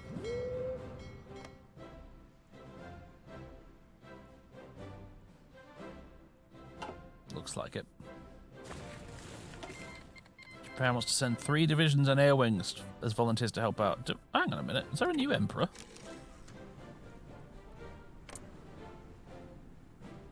Yasuhito is now the emperor of Japan. I think. Interesting. Wonder what happened to Hirohito. Maybe we'll find out when we do a Japan campaign. Look, your general shuffling his troops along across the full length of his line again. Yeah, I know, right?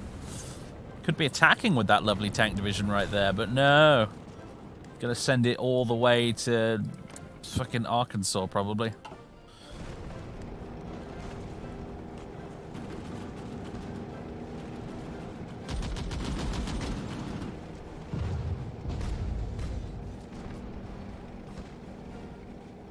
Hirohito got assassinated? Oh boy. That's interesting then, because does that mean... No, they're still fascist. Alright, never mind.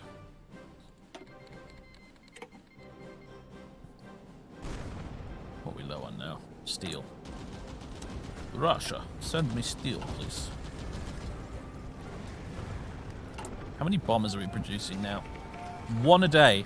One B-24 Liberators rolling off the production line every day. That's pretty good. We actually have a stockpile of 141 bombers already. Oh yeah. Oh baby. Oh, a defeat, eh? What happened here? Ah. Ooh. Oh, 7 subs, that's grim. I bet it was the naval bombers that did that.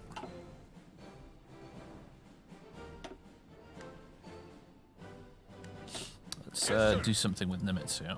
Something I probably should have done before, but... Engagement rules, engage at low risk. Their fleet is coming around. You just get GTFO, mate. Do not engage their main fleet. Forget about it. They've got more than enough screening to make submarines useless.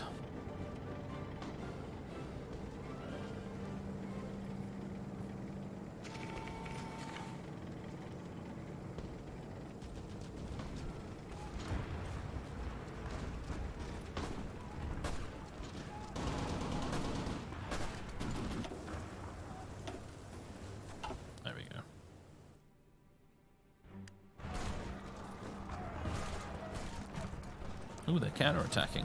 Interesting. Not very successfully, generally, but I hope. Ah, India has now plunged itself into war. The Deccan Federation and the Commune are at war now.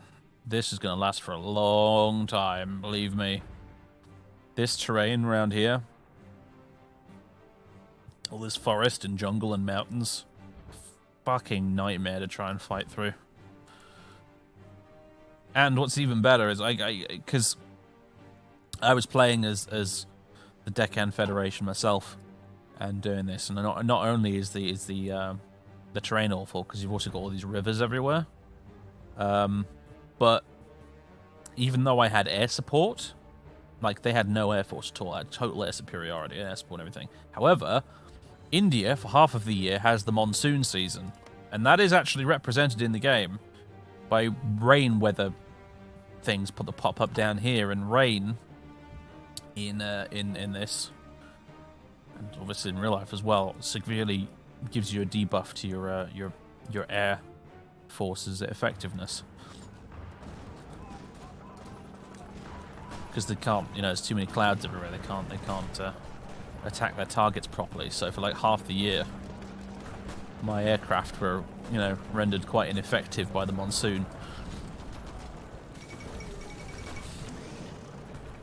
Pretty much took me from like 1939 all the way to 1945 just to unify India. It wasn't a very fun campaign, to be honest. Fall of New Orleans. Federal forces have been pushing towards the city of New Orleans for a while now.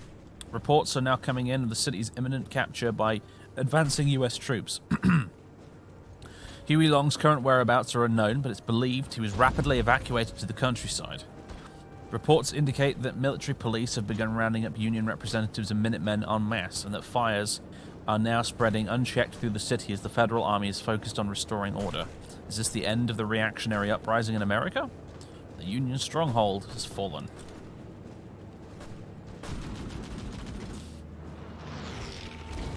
Ready to move. Advance. And Dominion of India has declared war on the Bharatiya Commune. Yeah, this is what I said would happen. These two have signed a non-aggression pact, I think, and they're both going to attack the Bharatiya Commune. And yet, in spite of this, the Bharatiya Commune will probably hold out until like 1943. What does complicate things a little bit is that they conquered Nepal, and now they have Nepal on their side, so it didn't happen with me.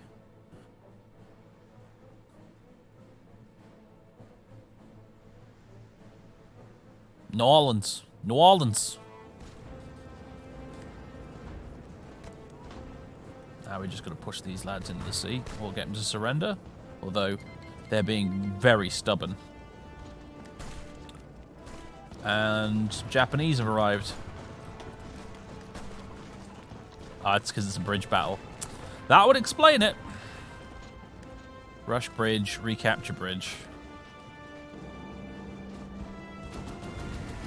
Yeah, bridge battles are pretty brutal, but it looks like we're going to win it because they're all out of organization. And they've surrendered. Alright, Arnold's just been kind of sitting on his arse doing nothing here for the minute. Also, that was a mistake. So let's give him something to do, shall we? You can go on and take Atlanta, and well, we'll draw a line all the way up to Nashville. How about that?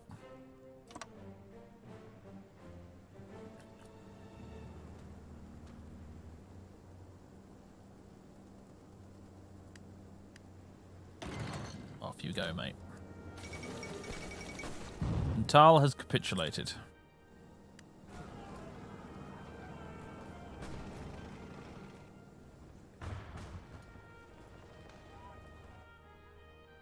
Go for Florida. Cut off the wang. Overwhelming firepower. Our artillery just got notably better. Mechanized offensive.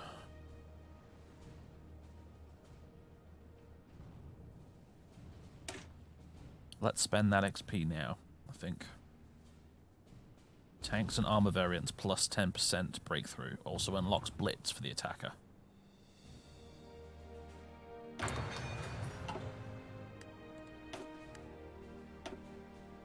Okay, some more battles going on.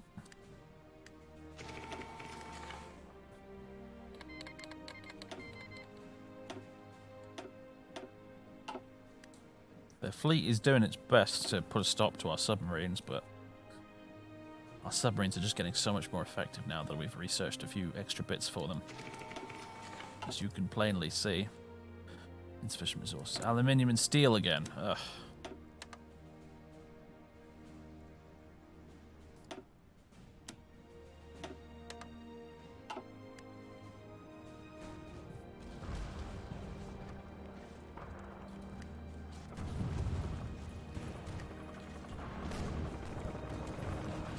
Cut down the oil imports again. Yeah, I suppose we probably could. Daily gain 12k. Current consumption 4.2k. Yeah.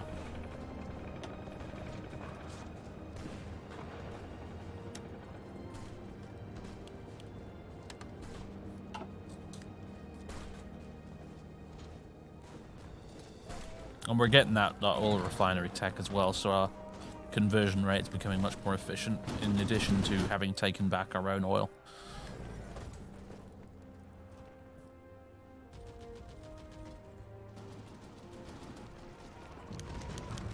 Venezuelan equipment arrives.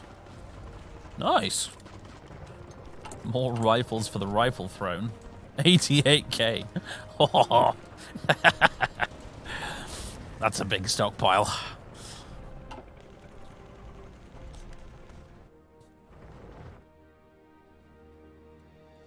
How did the Civil War start? Are you familiar with Kaiserreich in general, or are you completely new to this? Because that'll determine how much explaining I have to do. Hello, David. A long time no see. An Iron Throne of rifles.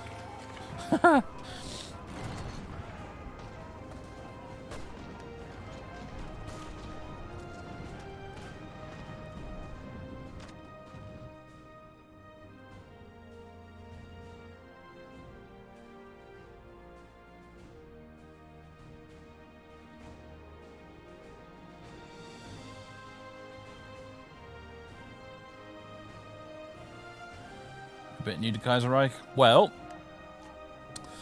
basically, America's doing very badly because of Great Depression and stuff. They didn't get involved in the First World War. The Germans won the First World War. And the Great Depression hit America really badly. FDR wasn't elected, so there was no New Deal or Fair Deal or whatever it was he called it. And American politics start to get dominated by right-wing, totally not fascist, honest gov, and left-wing, we're totally not communist, honest gov, and, up in the north. And essentially, the Civil War in Kaiserreich, when you play it, it can happen a whole bunch of different ways. Like, you can have, there's a version of the Civil War which has 5 separate factions battling it out, or there's the version we got where it's just one faction versus another. In our case, what happened was the syndicalists, the communists, basically, they went on a massive general strike. And President Floyd Olson here, you can get different presidents as well, depending on how all the dominoes fall politically. We got President Floyd Olson, and he went and negotiated with Jack Reed, who's the leader of the syndicalists, and he negotiated a stop to strikes by making some concessions to them, passing some bills in Congress, and the fascists basically got mega pissed off about that and seceded from the Union, basically, along with most of the southern states.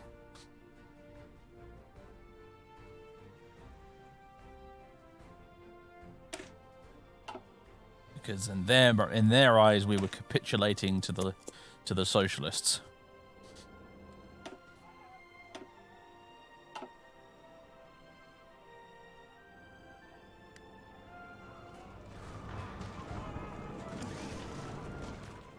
When in reality, all we did was sign a bill that gave people universal health care and empowered the trade unions a bit. That's pretty much all we did. And now we're having a civil war about it. America, eh? Cancellation of the Victory Book campaign. While the Victory Book campaigns managed to pave the way for institutions like the Council on Books in Wartime and the War Book panel, the campaign itself was beginning to draw a lot of criticism from the army. The campaign was unfortunately not well suited for combat units, as the bulky hardcovers were found to be unsuitable for use in the field. And many of the books were donated were seemingly unfitting by the revision committees. From 5,827,097 books gathered in the last year. An unacceptably high percentage of these were unsuitable, with VEC staffers having discarded 5 million or so of the books. While the idea is still in the air, the army has decided to order the VBC to come to a close, but has begun plans with the CBW to create a new plan to entertain our soldiers. Something ends, something begins.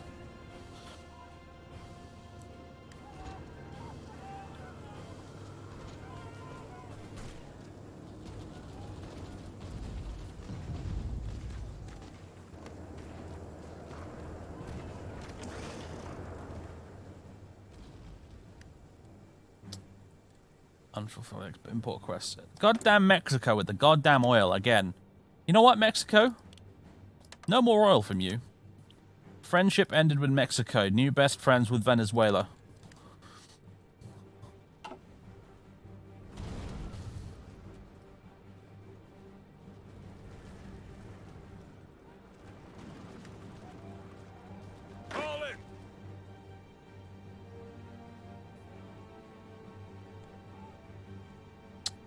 You know what we need to do here? Keep moving.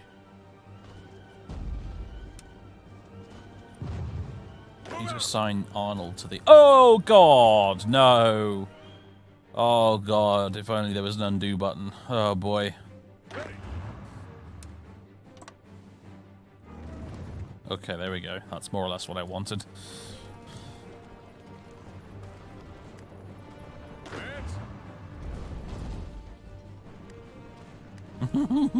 And so General MacArthur caused a catastrophic backfire of federal operations by accidentally spilling his cup of coffee over the campaign map in the command tent. What were the orders, sir? MacArthur just stood there, slightly shell-shocked, and muttered under his breath, I can't remember.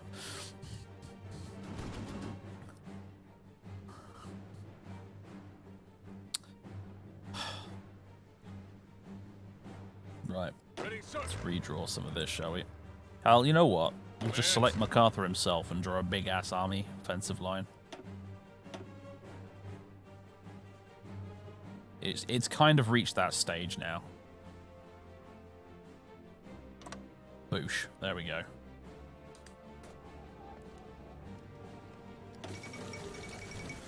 Declaration of the Socialist Republic of Argentina. The forces of the Frente Obrero Patagonico have triumphed decisively over Carles's Argentina and seized the capital of Buenos Aires.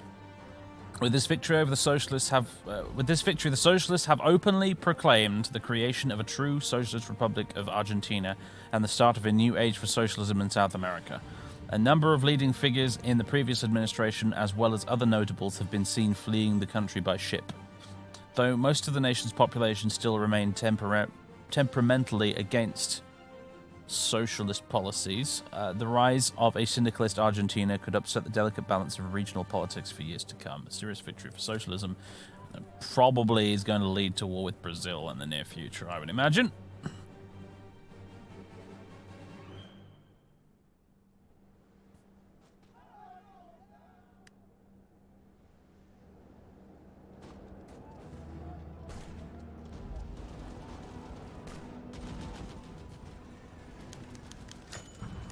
Christian fighter, early shot down by Fox. That dastardly Fox at it again. Ready.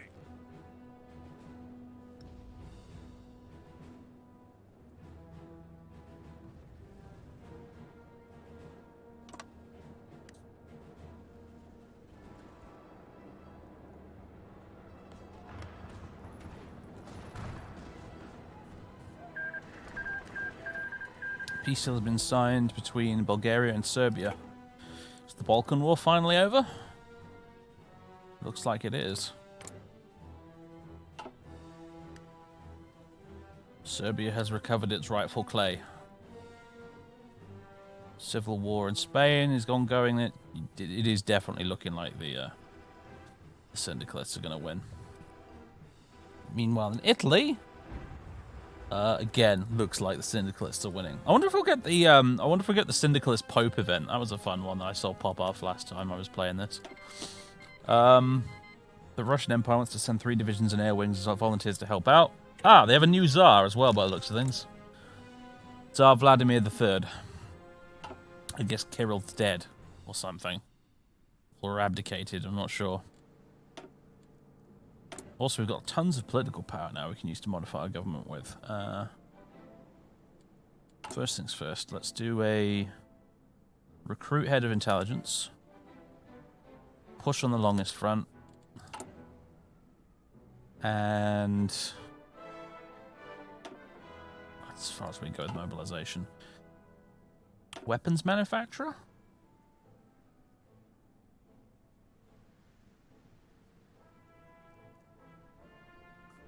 Or do we want to go aircraft designer? I think I wanted to go for Douglas, didn't I? Because they'll give us plus 15% strategic bombing, reliability, and range. Yeah. We're going to go with Douglas.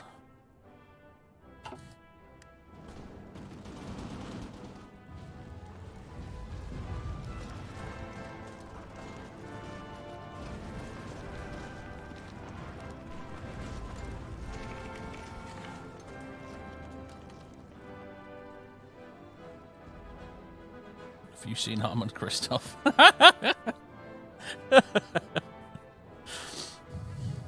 Yes, Douglas MacArthur down on the New Orleans waterfront, demanding to know where the fox is. Bulgarian government overthrown following their overwhelming loss in the Balkan War against the powerful Belgrade Pact. It seems as though the issue of selecting a new government was a hot debate within chaotic Bulgaria. As it stood, the Bulgarian people themselves had 3 candidates who would lead the nation. The Liberal, Radical Democrat and Broad Socialist parties and the conservative Alexander Stamboliyski's Bulgarian Agrarian National Union. In the end, it seems as though the BZNS were effectively able to seize power and cement their reign. Does this mean Commie Bulgaria? No. Okay.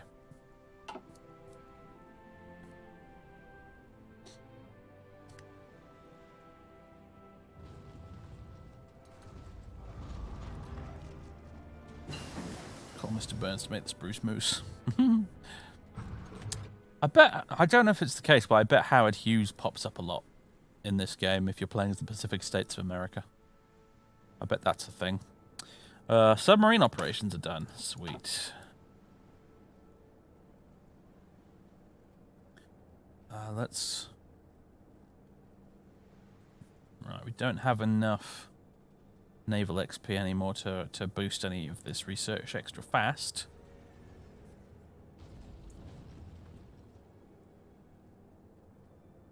Let's go undersea blockade. No. No, let's go battlefleet concentration. Let's pick up the slack in that left-hand column.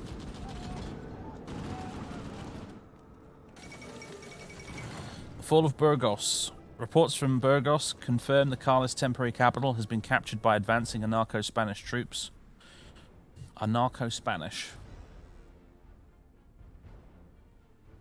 Just embrace the ideology of anarcho-Spanishism.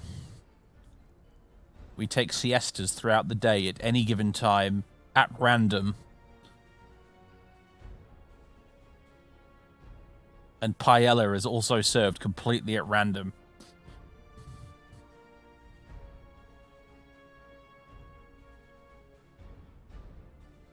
Okay, Castilians fleeing north to the Basque Coast tearfully described seeing their homeland burning, and FAI soldiers even committing atrocities on their own people.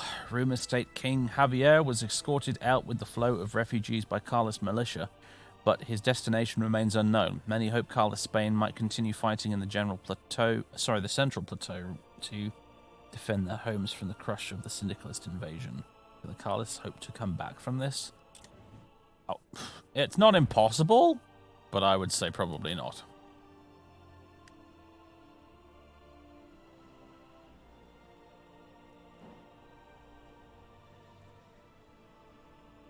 I guess it makes sense probably for the Cindies to win the Spanish Civil War in this timeline because they've got a very, very militant France and Britain sending them volunteers and equipment, a bit like the Germans and Italians sent the nationalists tons of stuff during the real Civil War. How are they doing anyway? We still got the totalists in charge? Oh yeah. Is Mussolini still running the place down here? Yep, he is. What about Britain? Still Tom Mann. Comparatively sane individual compared to those guys. But unfortunately, he's still on the wrong damn side, and we're going to have to teach him a lesson. How's Alligator? Well, in 21 days, we'll be recruiting codename Rattlesnake. But, Alligator, he's not doing anything at the minute. He's just, you know, he's doing counterintelligence back in Washington. We could send him here. I might as well. Yeah, he's going to hang out in Atlanta.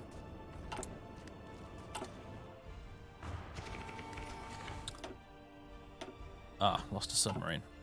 And another battle going on over here. And yeah, they've got some subs. I mean, destroyers. Hopefully our sub can get away before it's depth charged. Although it doesn't look like it's been seen. It's got the eye logo with a cross over it, so I don't think the subs have detected him. He's just leaving. Hopefully, because I told them to engage only when at advantage, so... Like here, for example. Boosh. Can you get another one? Finish it off? There you go. It's like one of those annoying merchant ships in Silent Hunter where you hit it with one torpedo and it just won't quite go down. So you've got to hit it with another one. Central American equipment arrives. Our friends in Central America have sent us a shipment of infantry equipment into aid in our struggle. Don't mind if I add that to the pile. And the Russians have arrived. And we've got another contest over here with our submarines about to leg it. There we go. They did manage to sneakily get a convoy in the process, though. Well done, them. And the Ottomans looks like they won their war with Iran. Gonna get these guys before they flee. Ooh, nope, they got away.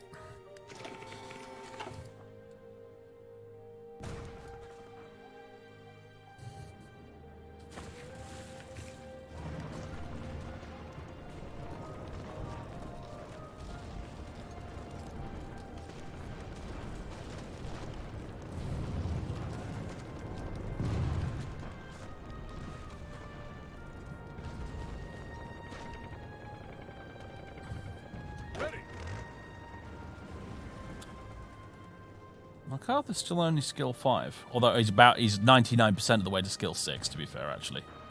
That's a bit more like it. Attack skill 7. Oh, boy. The man was an asshole, but he's our asshole right now.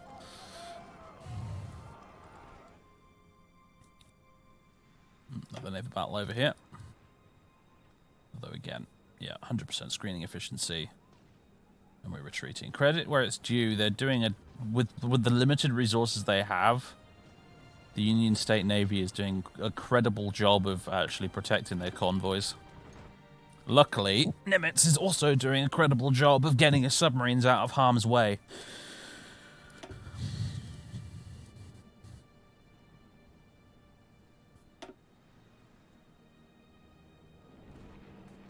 Florida Man could strike at any moment. Yes, it's it's long secret weapon. Florida Man.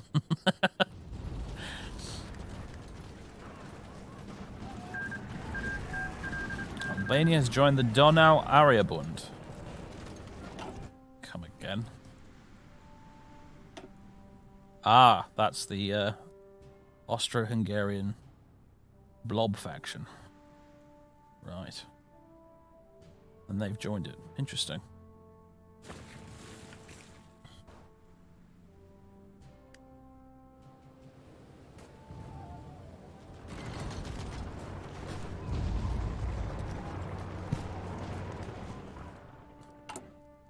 Just check something here.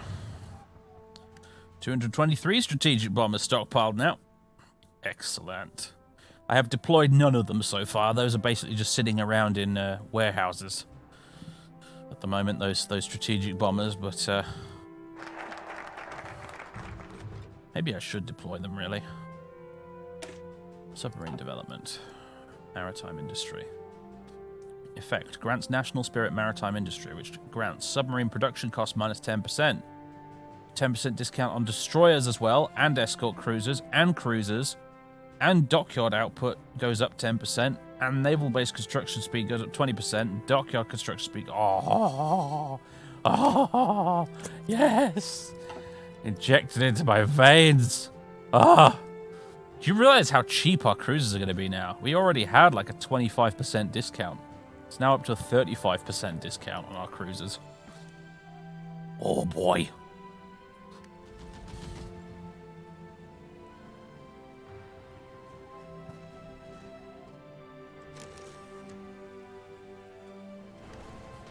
We're going to be shouting out cruisers like you wouldn't believe.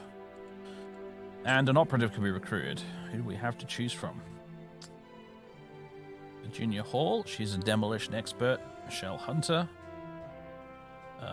she's a safe cracker. Russell Fisher, he's tough. And Roy Fisher, who unfortunately has no distinctive attributes aside from the fact that he is from the South, and therefore that makes him much better at spying on the South.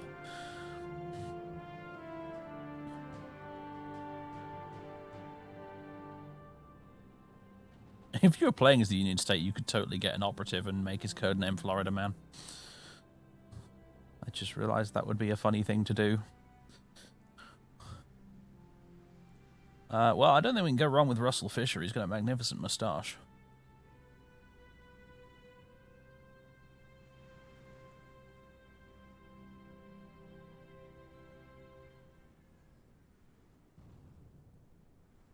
Yeah.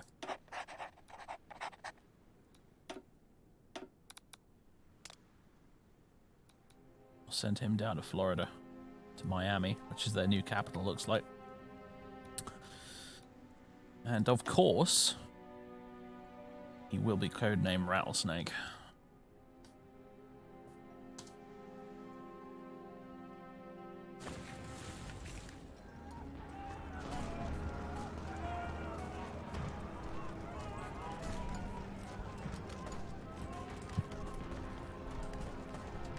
Now then, about these planes.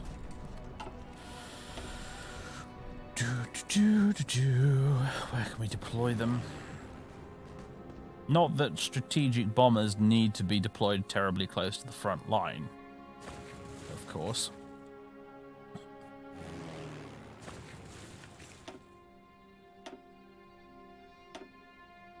Boosh.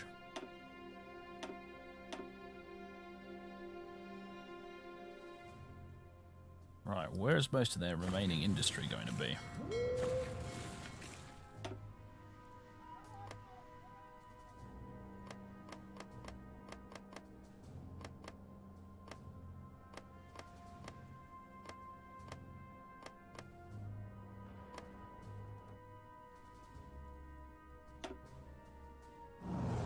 Over here, really. This whole area.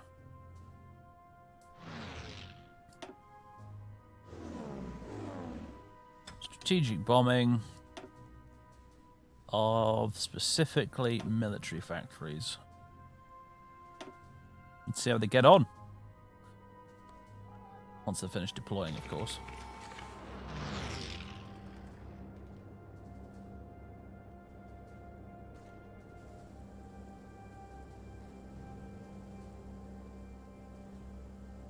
There we go. Unassigned divisions. Ah.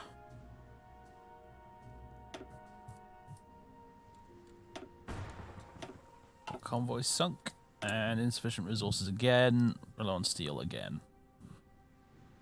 Fuck, it's only -1 steel. I'll leave it for now.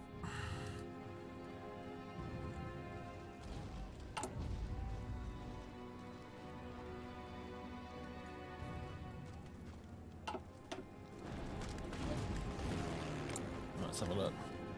0 enemy buildings bombed. Could be because they don't actually have any military factories down there, to be fair.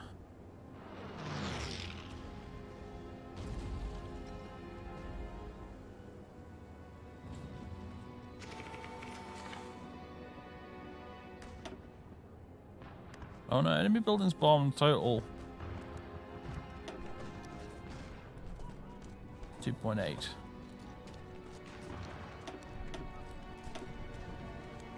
1.6 in the last 30 days. Oh yeah, there it is. It's happening slowly.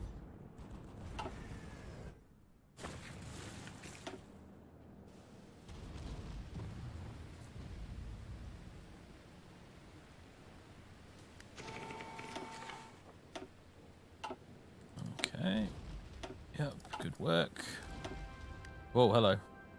That's our whole fleet plus planes. You definitely want a scalper from that lot. The pride of the fleet was in there too. Do you know what? No, you guys don't have the range. You guys do though. If we move you. Are there any air bases down here? That one there will do.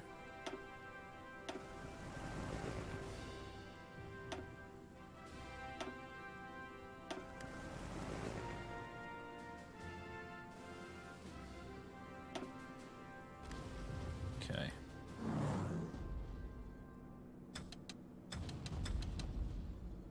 Naval strike.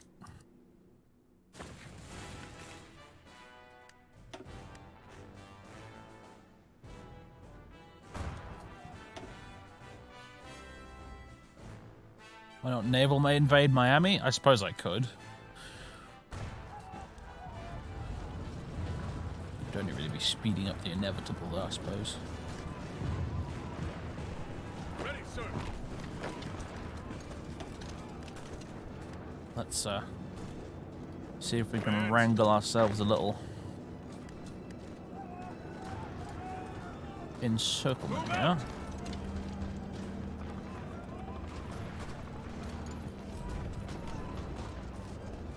Oh, they're counter-attacking.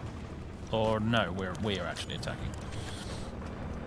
Creation of the Armed Services Editions. With the collaboration of the graphic artist H. Stanley Thompson and the publisher and CWB executive Malcolm Johnson, Army Chief Librarian Raymond Troutman proposed his idea of Armed Services Editions, mass-produced paperbacks selected by a panel of literary experts from among classics, bestsellers, humor books, and poetry.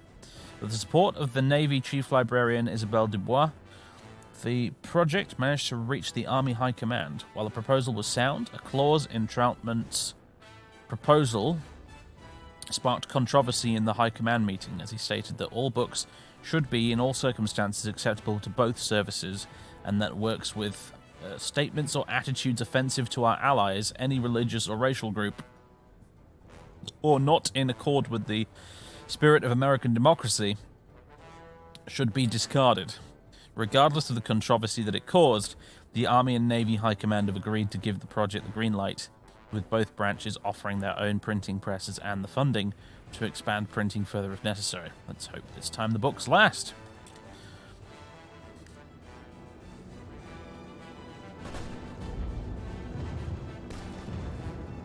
Go, go, go!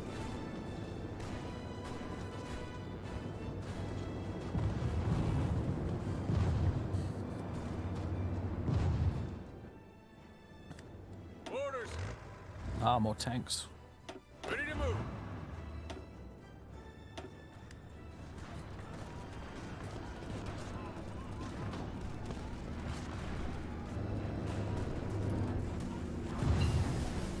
Active sonar, yes.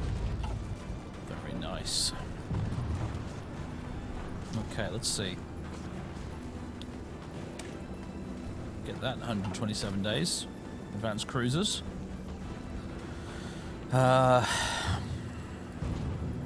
Improved light guns. Electric torpedoes. Basic snorkels. Advanced submarines. A lot to choose from here. Improved aircraft catapult. That's a really good one, actually. Let's have that to begin with. Oh, hello. It's one of those wonderful accidental encirclements, everybody.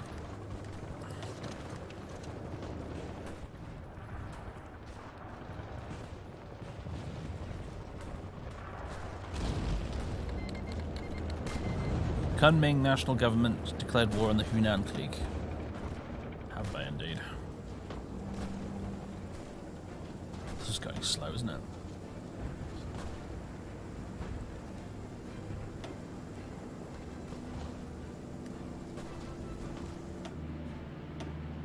Ah, here we go.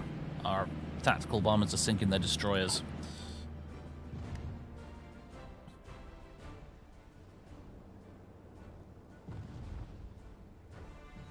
Big advantage to tactical bombers. I see a lot of people poo-poo tactical bombers, generally speaking, in Hearts-of-Iron 4, and I get why.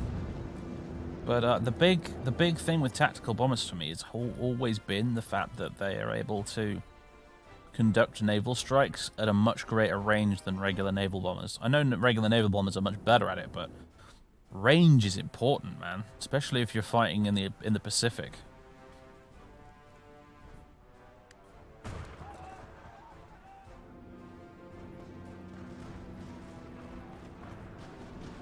You can make a variant with ludicrous range. Yeah, I know. I have done in the past.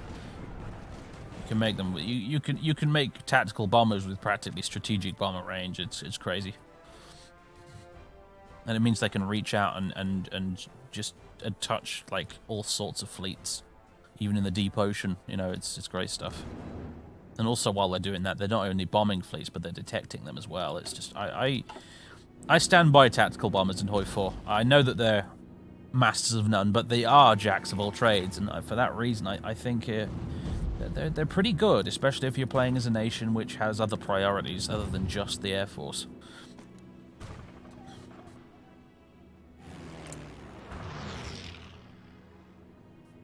Enemy buildings bond 1.7. I kind of expected slightly better results from you guys, but never mind. We've still got plenty of doctrines to research. Oh boy, look at this. Right. Fuel refining, good stuff. Speaking of doctrines... Yeah, let's progress a bit further down here, shall we?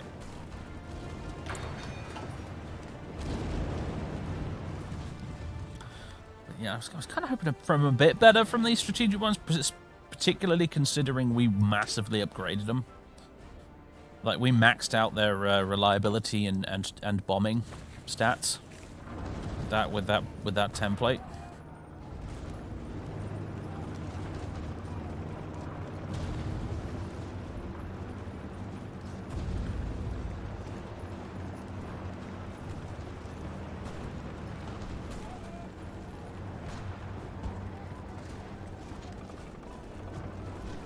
Ready, sir. Move out.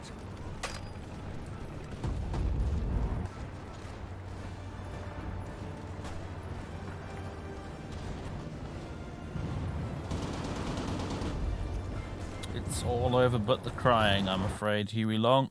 It's not looking good for your army here. They're getting squished tighter and tighter and tighter into this corridor. Maritime industry, yes! What a great focus. Okay. New admirals would leave to create the waves. And you need that plus Semper Fi to get America rules the waves. International Spirit Zenith of American Navy, which grants fleet coordination plus 5%, naval max range factor plus 20%. Nice. Let's go ahead and, I guess, start improving the Marine Corps. There's some Air Force stuff we could work on.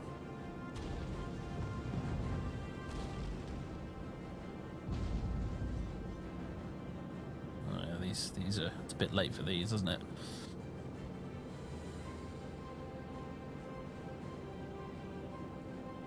Ah, that's a bonus for paratroopers.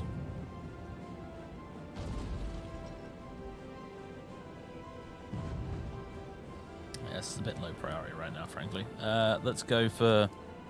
Unless there's anything else that's popped up anywhere.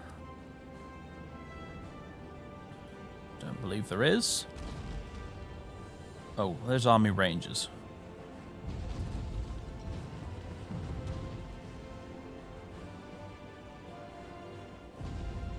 Yeah, let's do this, actually. Didn't realise that focus on the end of that little branch there was actually quite a good one.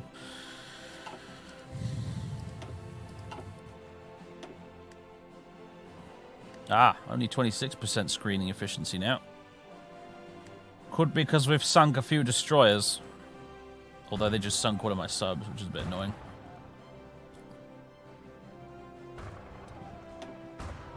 Never mind, we can pump out submarines just constantly. They're very cheap to produce and quick to produce as well.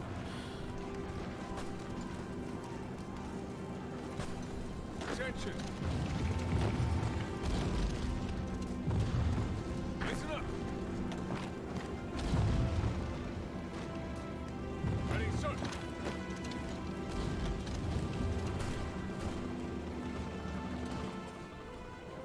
Let's go for the chop right there.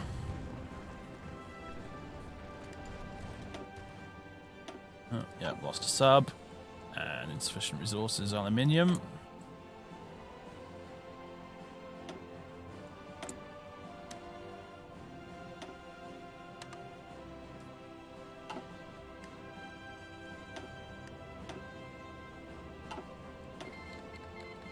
Oh, more stuff from Japan. It's like stuff because I don't know what it is actually.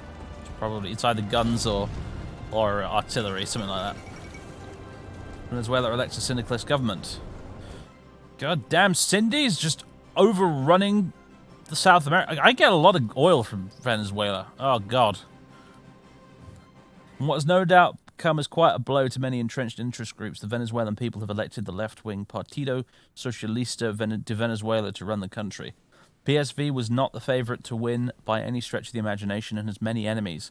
The oil-rich and strategically vital country occupies a special place in South America in terms of importance for foreign, particularly U.S. interests. As a result, it is unclear whether Venezuela's so-called revolution by ballot can survive in the face of implacable internal and foreign hostility, or whether the land of grace, as it was known to Christopher Columbus, will blossom as a major socialist power in Latin America. A socialist Venezuela, really? What a preposterous notion.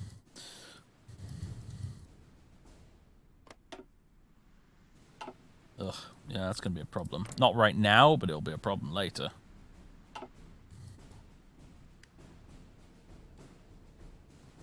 Orders.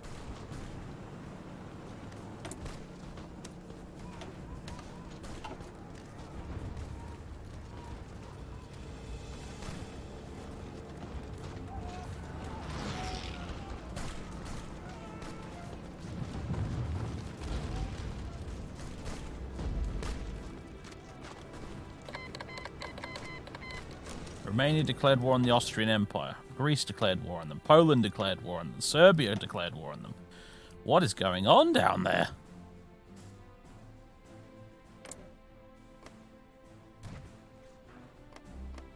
Interesting. They've only declared war against the Austrians and not any of the Austrians' allies, but it won't stay that way for very long.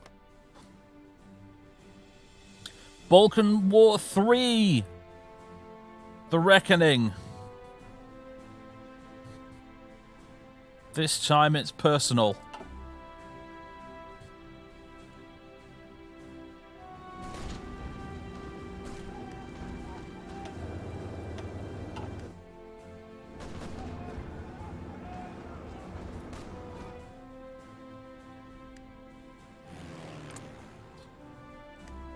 Not very many buildings bombed. Do you know what? I'm going to be charitable and assume that a lot of this is because they just don't have a lot of buildings. Specifically military factories, because that is the one thing we're telling them to bomb right now. If we were to, just as an experiment,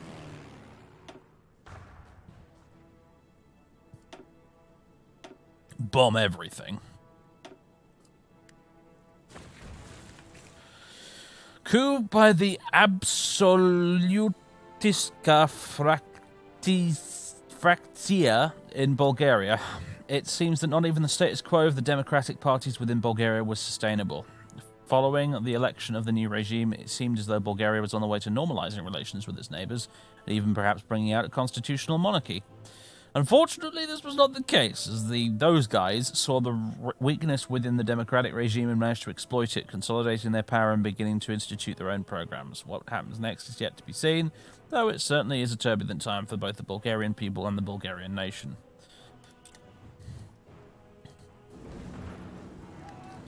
France starts World War... not all the time, actually. No, Britain can sometimes start it. That is a thing that can happen, and sometimes Germany starts it as well. Although both those scenarios are much more rare. Usually it's the French. Ah, we got them cut off. Beautiful. Now squish!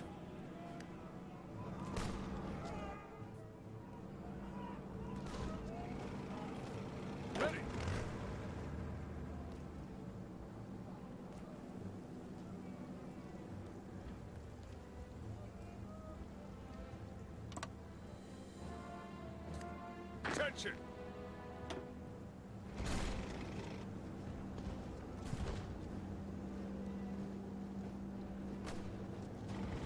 Why is Sweden so chungus?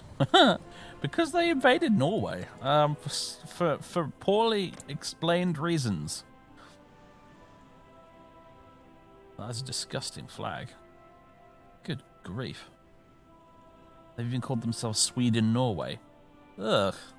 Ugh. Oh god, no. Check the bombing screen again, yep. 0.3.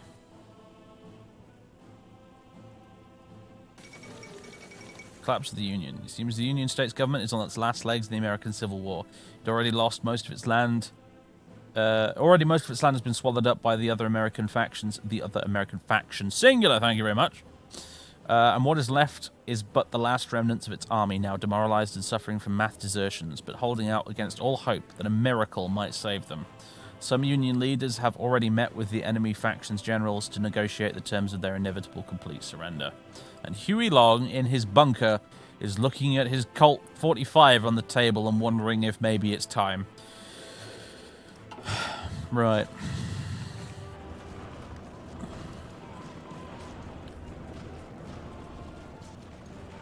Yes, sir. There it goes. The American Union State has capitulated, giving us access to 50% of their stockpiled equipment. We got 14k rifles, 592 trucks, and 3.9k other stuff. We seized 2,000 German K-98s. Oh, Germany, you silly fools. You've just made a huge donation to my personal armory. What else have we got in there? Vintovka Muzhina. Okay, some Russians. There's some Russian stuff in there. Wonder who that came from. Unless Russia was supplying both sides in the war, which would be very Russia. 5 TBD-1 Devastators. 6 Douglas TBD-1 Devastators. Oh, yeah, Devastators and A1 Devastators, so slightly different production templates. Gewehr 98s. Some 24M Mannliche FEG Carabellis. Not sure what those are or where they're from. 9 carrier close air support. 199 field 75mm field guns.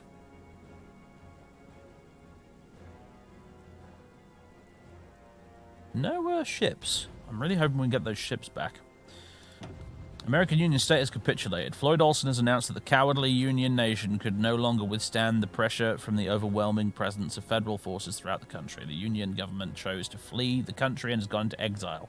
Their main forces have capitulated, and the United States of America is now in control of their home area.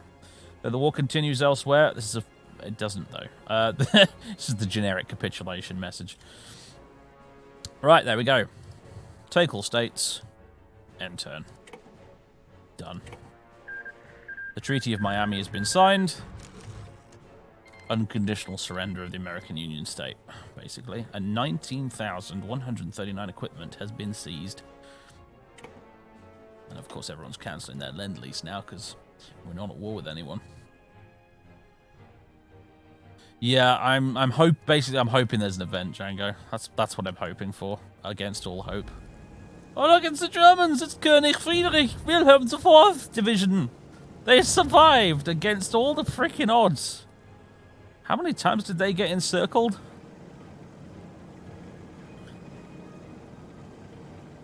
Yeah, hi everybody. Congratulations on the win. I want to go home now. I mean, I've already missed 2 Christmases over here. I really just want to go. Have fun, be building your country and everything. No hard feelings, yeah? We're going now. Bye. Government idea push against the longest has been removed because its prerequisites are no longer fulfilled. Yep. Look at all those divisions. Right, a lot of these militias are apparently going to despawn pretty soon. Oh, hello. McNair releases anti-mechanized defense combat manual. After nearly a decade of studies and compiling the analysis of recent conflicts both at home and abroad, General Leslie McNair has finally published the book Anti-Mechanized Defense, where he explores the recent development on mechanized tactics and how to counter them. The manual consists of 7 chapters, the first titled General, followed by 6 chapters describing employment of anti-tank units in various scenarios. This sounds like your kind of book, Django. I'll be honest. During the advance, halts the development of the battle, defensive maneuvers, retrograde movements, and offensive operations.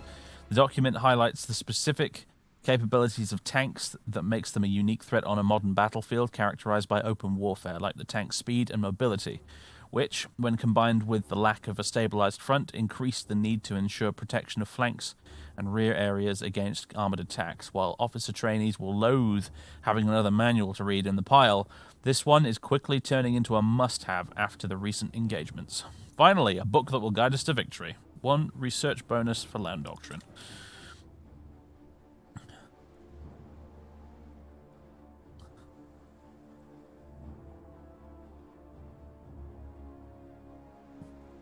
The end of the American Civil War. The enemies of America have been destroyed once again. The South has been pacified, and the syndicalist menace has been, I wouldn't say suppressed, compromised with. The threats to the American way of life have been destroyed, and the great system designed so wisely by the Founding Fathers has survived another threat. Now, across the country, the people can rejoice and celebrate a new era of peace. Down with the traitors, up with the stars. Gains national spirit recovering from the Civil War, which grants recruitable population factor minus 60%. Stability minus 50%. Oh, boy. War support minus 60%. Gains national spirit, economic devastation from the Civil War, which grants construction speed minus 15%, production efficiency cap minus 15%, factory output minus 15%, gains national spirit, overwhelming longest resistance, which grants recruitable population factor minus 10%, consumer goods factories 5%, division recovery rate minus 10%, stability minus 10%, war support minus 10%. Oh, you know what we should have done? We should have basically just stopped pushing. We should have let them keep their tiny little snaky little bit of land and exploited it for all it was worth. Kept building stuff, kept doing our thing. Kind of like I did in the old Kaiserreich LP, where I maintained war with Hawaii for several years in order to just get the benefit from being at war and having a wartime economy. Okay. Ugh. 0% war support. 5% stability. This is... On the one hand, this is so ball-crushingly mean. But on the other hand, it's very realistic. Because I was thinking in my head, even today, before I start the stream, how are we going to narratively justify America fighting a goddamn civil war and then just a few years later being like, right, woohoo, let's go invade Europe. Apparently, the population is quite rightly fed up of fighting.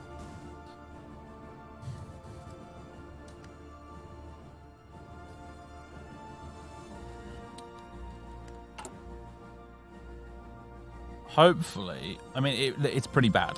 I'm not going to lie. It's pretty bad. However, over the course of the last few years, we have also picked up lots and lots of very good national spirits and lots of good stuff down here, which will counterbalance it a bit. Smedley Butler still alive? Yeah, he's there. Government idea, native code talkers has been removed because its prerequisites are no longer fulfilled. Fighting for America has been removed. Okay. Start losing national spirits as well. Great. The end of the American Civil War. The Second American Civil War, the bloodiest conflict ever to descend on the New World, is over. And as sobbing widows bury their dead husbands and sons, the old regime of the United States of America has re-established itself across the 48 states. Martial law is being removed across the nation, and the last rebel holdouts are being taken care of by the National Guard. Even though the United States has won, the losses that it had to endure will change the face of the nation forever. Most major cities are heavily damaged. Hundreds of thousands are dead or injured. More like millions, actually. And the carefree, open mentality of the American people has taken a drastic blow. What effect will this have on the American dream?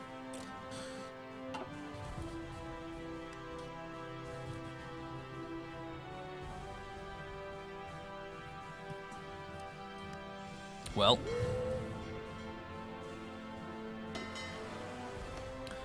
go home, Nimitz. Your work is done. And you, Fletcher.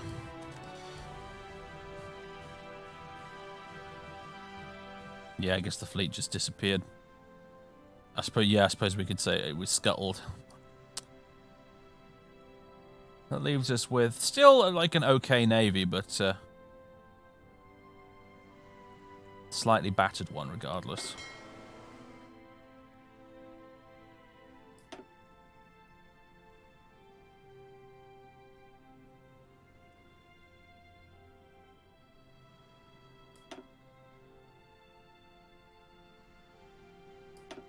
Let's reinforce these a bit.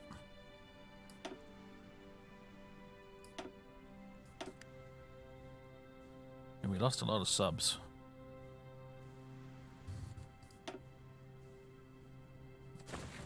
Yeah, well, all the more important, we get building it back up again. I'm going to delete that completely. We've got like 1,000 convoys now, so that's alright. Oh god, all my industrial capacity has been nuked. Look at it. Oh no. Right, we're back constructing those cruisers though, and destroyers. I don't think I want to touch any new bigger ships until I've researched some better ones, honestly.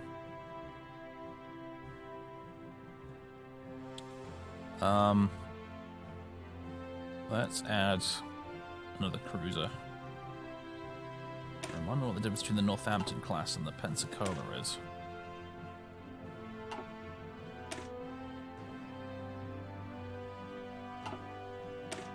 Ah, right, this one's better at shooting stuff, the other one's better at recon, right. Can we make some upgrades to this? Just some small ones, maybe?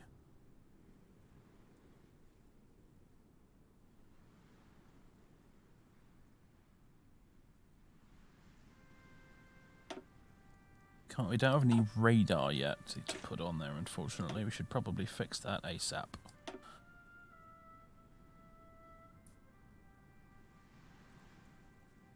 Let's make a new class. What should we call it?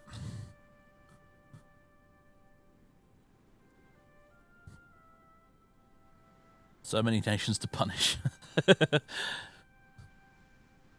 Yeah, we're going to severely, like, cut down on the infantry equipment production.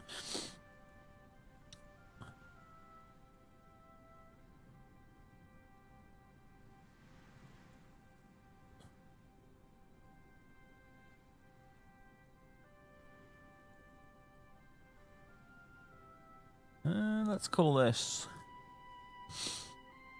the Kingfisher class for the lulz.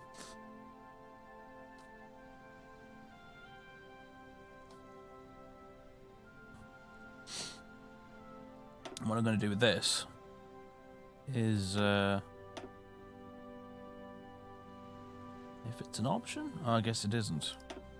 I was going to make this like an anti-sub cruiser, but it doesn't look like I can actually do that. No options for depth charges here. Oh no, there we go. Depth charge. Sonar 2. 37 knots, so it's very quick. Can we afford this? Yeah, it's only 11 experience. Yeah, we can afford this.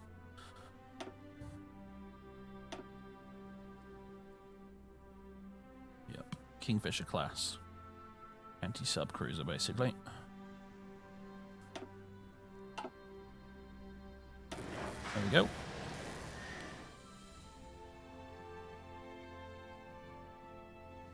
Let's see if we can make some destroyer upgrades as well. Now, what's the difference between these two? You're the anti-sub. You are also anti-sub. What's the difference? Ah, you've got torpedoes. The other one's got more anti-air. Right. I think I prefer this one. However, yeah, okay, depth charge 1. Okay, we've already got level 2 engines, level 2 sonar.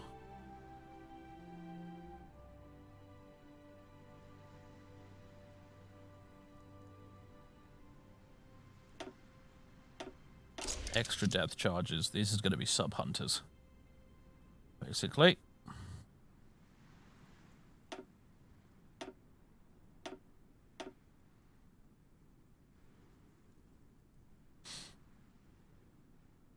We'll call it. Dun, dun, dun.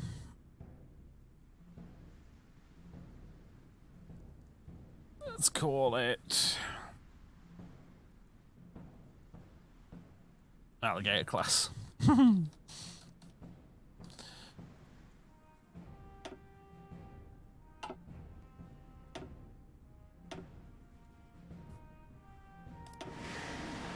Switch that over and we can probably upgrade a bunch of our destroyers. The tier 2s we can upgrade anyway. These tier 1s. Whack some sonar on them.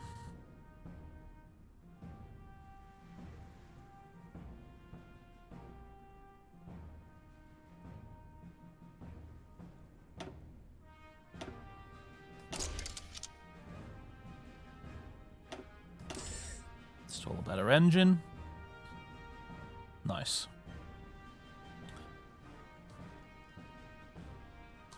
We'll call it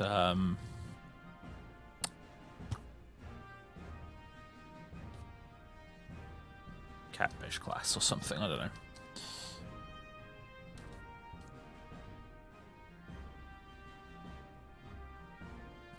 Right.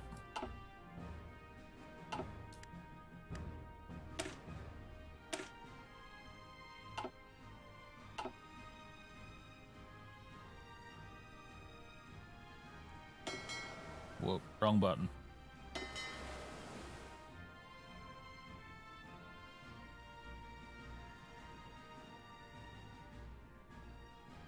Where's the refit ships? How do I select all of you at once?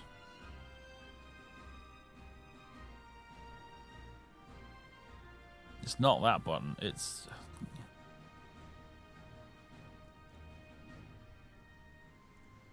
why is there not a select all button? Fucking hell. All right, fine.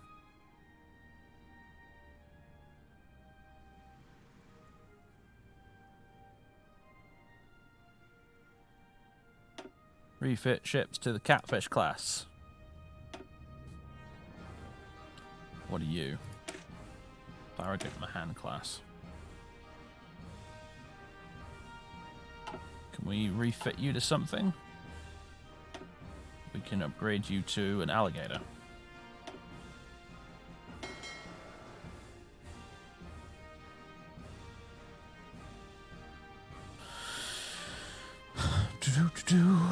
Yeah, we definitely want to improve our destroyers as best as possible, because the Cindies, thanks to the Union of Britain mostly, will have so very many submarines.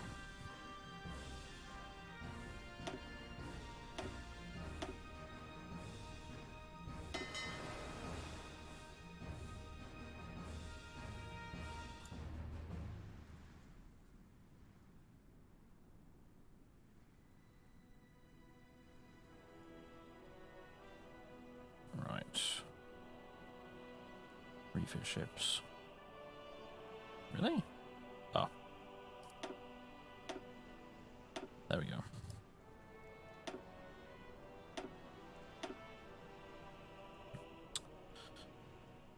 We refit you to anything? What are you exactly? You are a Pensacola class. Bit basic, really.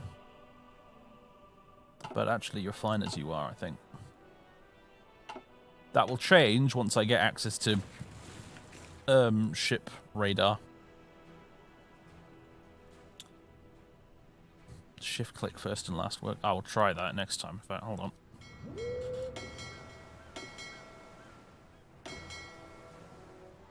No. Maybe control click? No. Control click and shift click should do exactly the same bloody thing. Right.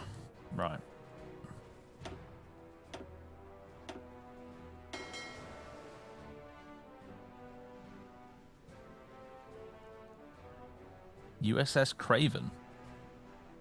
What on earth would you name a ship that?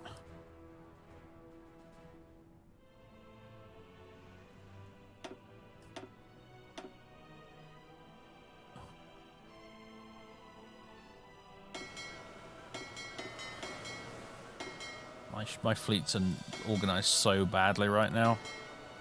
I'm going to need to do some housekeeping with these guys. Oh, right, there's a whole bunch of you here too.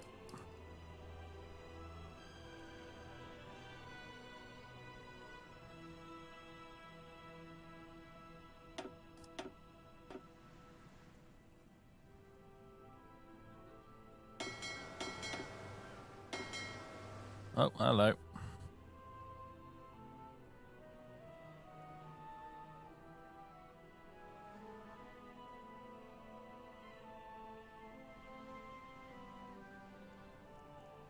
Oh, okay. Interesting. I can't upgrade those guys.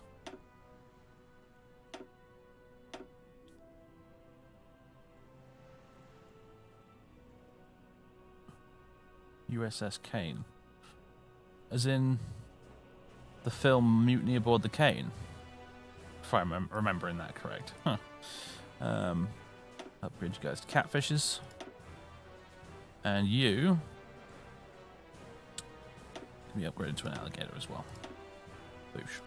I think that's all our destroyers. Yeah. Let's go to production. Let's go to naval repair queue. And just max this out.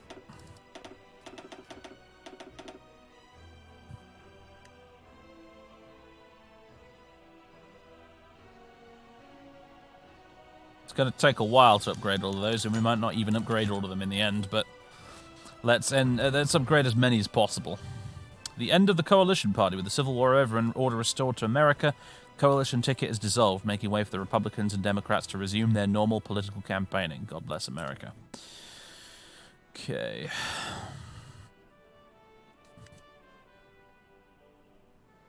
Wow, look how slow it's ticking by right now. It's obviously processing something.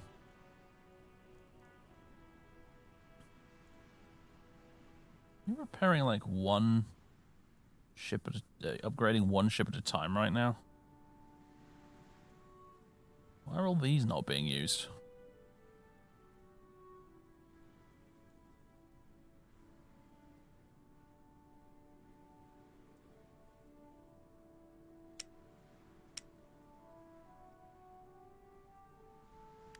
Only one dockyard free for repairs?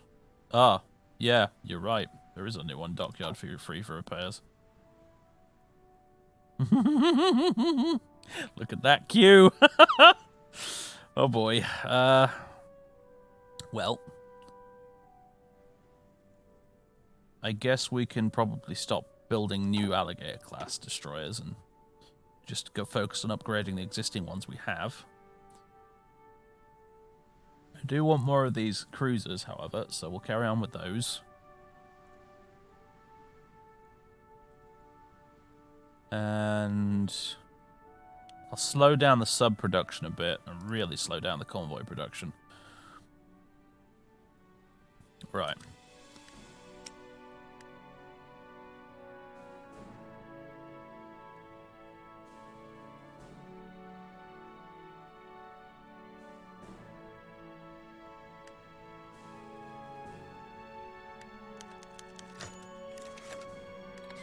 America's reunited. Now that's repairing it. That's the repair queue. That's nothing to do with upgrading. I was confused there for a minute. Ignore me, everybody. Ignore me. Yeah, I've just realized. Yeah, that's the repair queue. It's not the upgrade queue. The upgrade queue is here. That's what we're looking at right now. So we got 3 ships in the upgrade queue right now, being worked on. They'll be finished around June. Well, later this month, in fact. So hopefully, it won't take as long as we might think to upgrade most of these, but it's still going to take a while. America's reunited. At long last, America's been reunited. We stretch once again from sea to shining sea. The traitors to the country have been destroyed, and the stars and stripes now fly proudly from coast to coast, knowing that liberty is secured for all. A more perfect union. And Japan has cancelled their Lend-Lease, because obviously. And apparently we need to add close air support.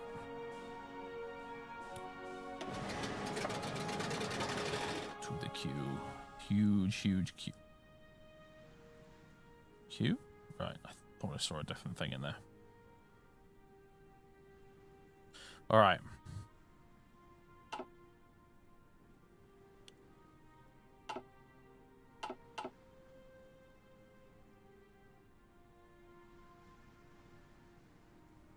Cut down massively on all that infantry equipment production.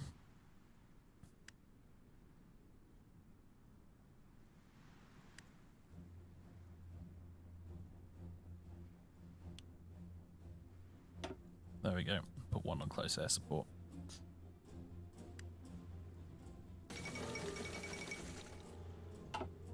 Albania has capitulated. The Albanian government has gone into exile and their main forces have capitulated to Greece. Yeah, they didn't last long against Greece, did they? Yeah, we're down to 37 mil factories again, unfortunately. Still, it's better than we were before the Civil War started. How about civ factories? Longest bombing, oh great. We still haven't found out what's happened to Huey Long, actually, have we? That's a thing. Yeah, we'll keep building these dockyards for now, although... Let's repair all the damaged stuff first. Supporters of Huey Long and his ideals have targeted factories, railways, and... that's why everything's damaged. And troop installations throughout Los Angeles, causing a great deal of damage and the loss of many lives. The National Guard are on the scene in Los Angeles and claim they are closer to catching the ringleaders behind these groups than they were before. We shall crush these terrorists. Oh no, this is going to be in addition to the damaged stuff. The gain base stability, another minus 1%. Civilian factories... bunch of stuff gets damaged, and we potentially lose quite a bit of manpower as well. Goody gumdrops. Reclaim Hawaii. Effects when selected. Gets event. The United States wants Hawaii to rejoin America.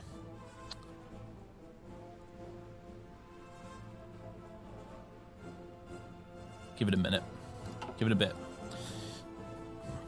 We'll deal with them later. I want to let the dust settle a little bit first before we start worrying about Hawaii.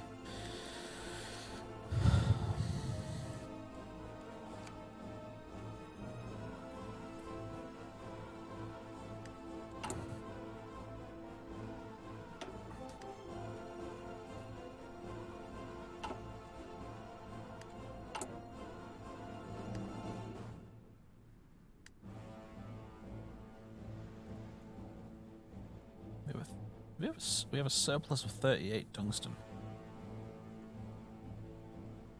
We're not trading for any tungsten, are we? No, we just have a massive surplus of the stuff.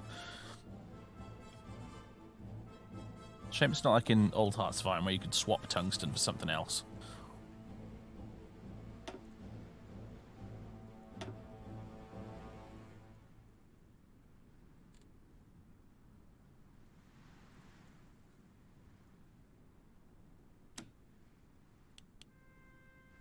Cut down on the oil imports a bit as well.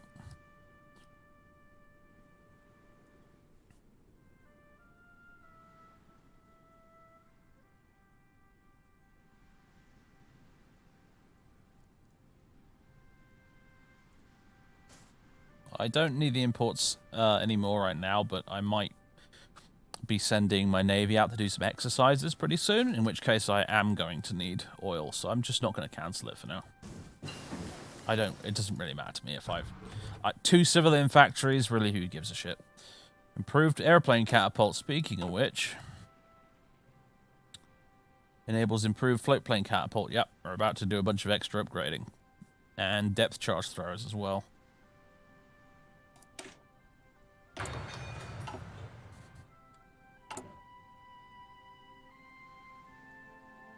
So...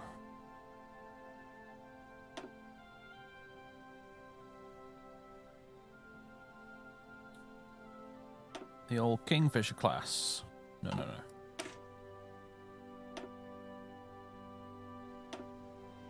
Improved floatplane catapults.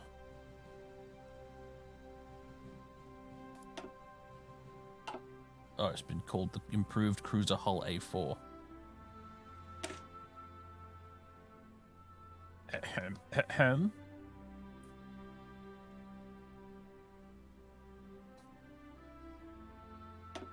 There we go. That's better. Alright, we're producing a slightly out-of-date one right now, but... yeah, just switch to the new one. Lose a bit of progress, but that's okay.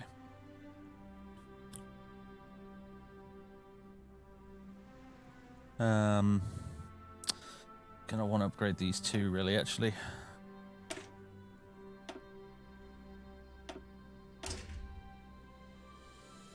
What is this one? The Northampton class?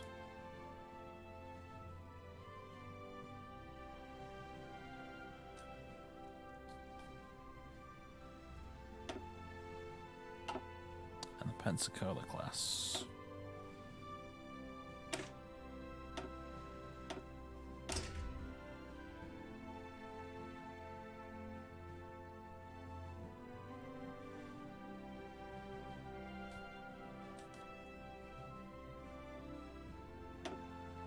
Should make one called the Coca-Cola class as a little amusing joke, shouldn't I? Don't know why that didn't occur to me sooner. Cool. Outdated equipment in production, that's fine. We'll build those 2 slightly outdated ones and we'll carry on building better ones afterwards.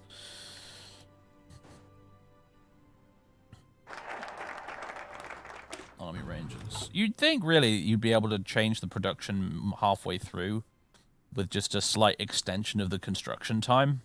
But never mind. That's not how it works, unfortunately. Right. Walkie-talkies. Did I notice a timer event in here? No? Oh, okay. There isn't one. So, our national focuses have just opened up quite a bit because... we now have access to back in business over here, as well as take the fight abroad.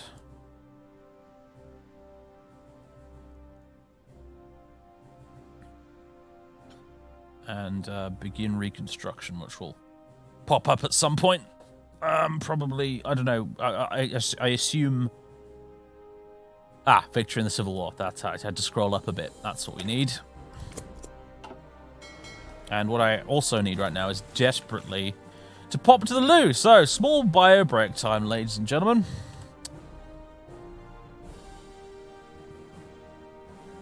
There you go. The intermission screen is back, ladies and gentlemen. All right, I will return in like 5 minutes. I think I might make that cup of honey tea while I'm at it too. Throat's still a little scratchy today, so. Anyway, ladies and gentlemen, I suggest you guys do the same. If you need to take a break, go do it now. Go stretch your legs, do whatever you need to do. And I'll meet you back here in about 5 minutes. Toodaloo.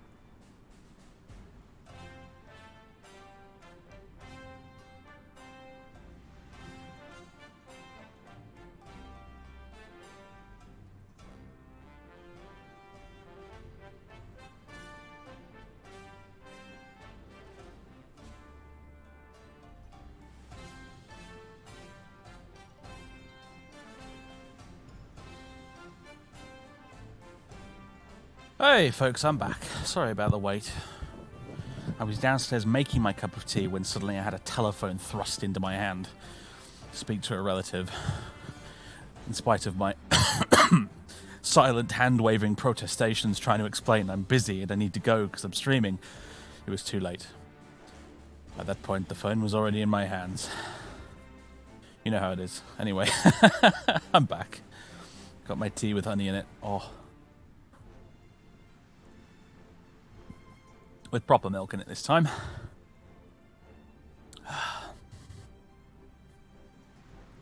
Okay. I've got until about 8 o'clock, so we've got another hour to go, folks. That's going to annoy me. I'm just going to cancel that. Ready, sir. Crumbs, they've put me back on civilian economy. That explains a lot. Alright, if we want to get back on partial mobilization, we need to boost our war support. And to do that, there's a couple of things I think we can do. War propaganda is one of them.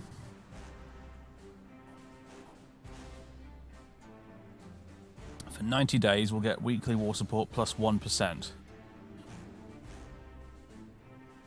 Don't know if that'll be enough.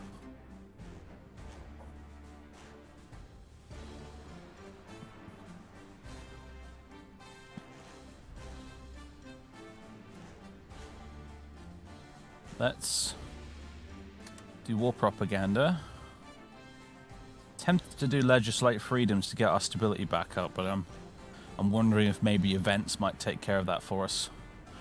Well, that said, they could make it even worse, actually, so no, I'm going to go legislate freedoms. Alright.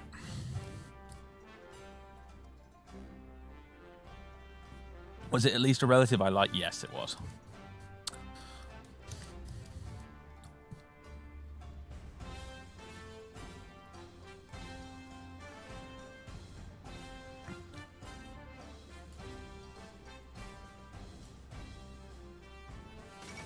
No, we're not reclaiming Hawaii just yet. Not with 0% war support. Republicans win Greek referendum. What? Oh. Greek Republicans. As in, voting on whether or not they have a king. Okay, right. Gosh, I was confused there. A recent referendum on the future of the Greek monarchy has finally ended, with Republicans declaring victory. Greek Prime Minister Georgios Papandreou announced that King Alexander would not be invited back from exile and that the country would remain a republic, as per the wishes of the public. The referendum caused deep divisions in Greece, and while the matter of the monarchy may be settled, it will still be an uphill battle for the government to heal those divisions in the years to come. Yeah, you've just had a Brexit moment there, Greece, I'm afraid. But they're a republic.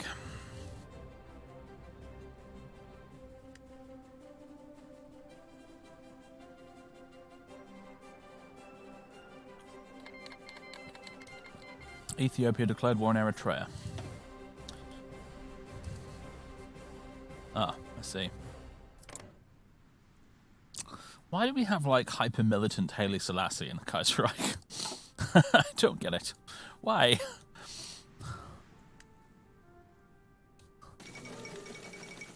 Eritrea revolts. Ethiopia is only gaining the Weltkrieg. The prized coastal possession of Eritrea is now an open revolt. Disgruntled by oppression, disrespect, overtaxation, and now war, the oppressed Muslim and Christian forces of the nation have rallied under one flag. Really? Muslims and Christians were rallying under one flag? Okay, if you say so, Kaiserreich. And wish to free their country. The Emperor of Abyssinia has already reacted with outrage, and the Eritrean War of Independence has begun. As all the pieces are set on the table, the region watches closely. Will this be the chance Somalia needs in this time of war to seize victory? Will Abyssinia manage to keep its only coastal port? Or will the bravery of the outrageous rebels prevail? Time will tell. The Austro-Hungarian War still... It's actually not. It's a new one. Poland, Romania, Greece, and Serbia, I think, all declared war on the Austrian faction for some suicidal reason. To a holy crud. Oh dear.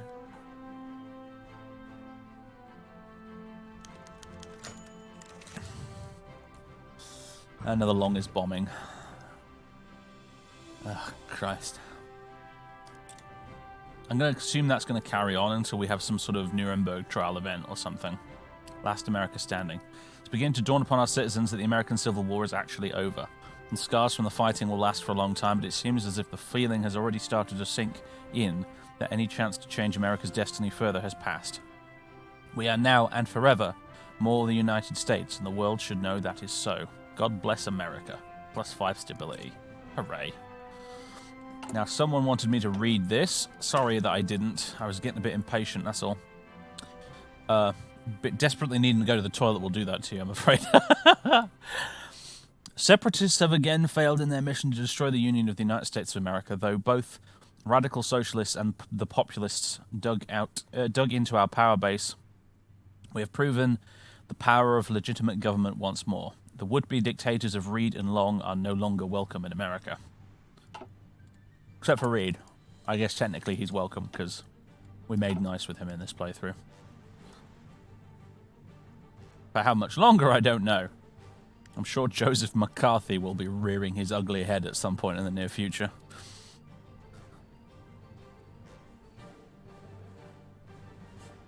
Unless he got killed fighting for the South or something, which I could definitely see happening.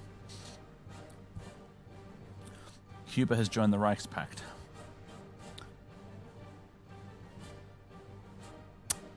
Really? So, I built all those planes for you, Cuba. And you joined the Germans. Okay. I feel like that was a very big mistake to make, Cuba. Also, Central America is a thing.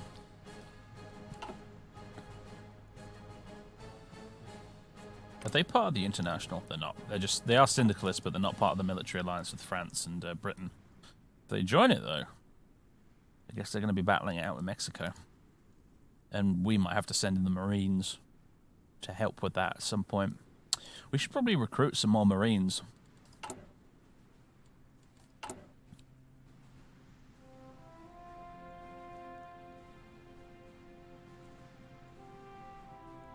Although there's not much more we can recruit, really, because, yeah, max supported divisions. Although when we're at peace, I suppose it doesn't matter if we go over the limit, does it?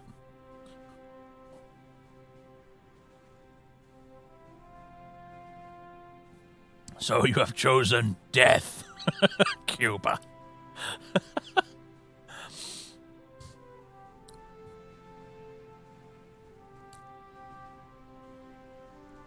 Marine divisions. Here we are. Let's tweak this.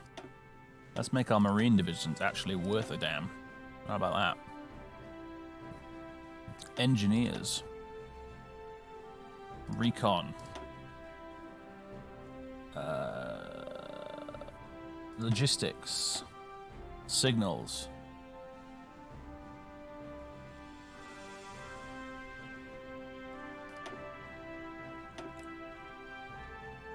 Is it worth adding artillery to Marines? Never really bothered before. Does anyone know? Is that a good or bad idea, adding artillery to Marines?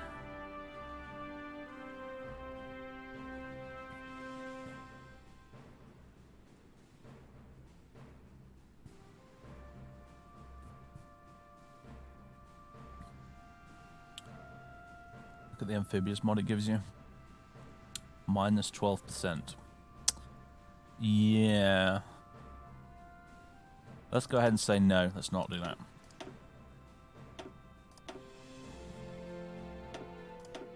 But we'll make it a big, fat 20-width Marine division.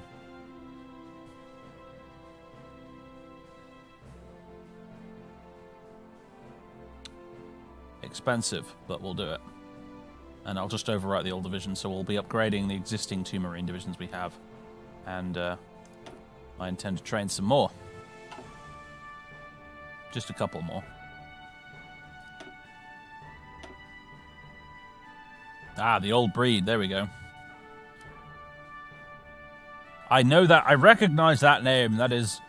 I remember that from a book. Leo DiCaprio pointing at television meme. Insert here.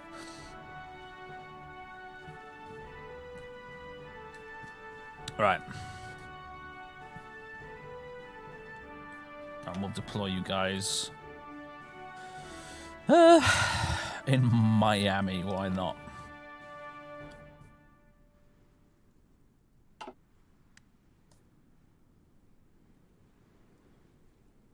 Maybe light tanks. I think I'm going to skip light tanks altogether, honestly, and go straight to medium tanks. We've already got some heavies. But I think I'll go straight to mediums. Do those Marines have support artillery? No. Just logistics, engineers, recon, and signals.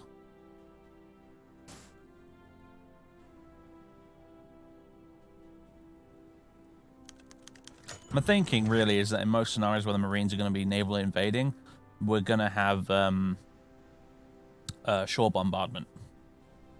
So that would hopefully make up for it. And then once they've secured a port, we can send in the army. Diplomatic mission from Brazil. Today, Osvaldo Aranha? Portuguese pronunciations are an odd one. I can never tell what you're supposed to do with it. High-ranking politician arrived from Brazil to discuss bilateral ties with said nation. While he did shower our government with praises for pacifying America, he very clearly came to make deals with Americans as much as he came to make friends, and he is likely seeking aid for his homeland's industrialization efforts. He will likely succeed, considering his talent. Jolly good. We probably do want good relations with Brazil, and if war breaks out between them and the Cindies in the south, I will probably send volunteers and stuff to help them. At least, you know, the lot.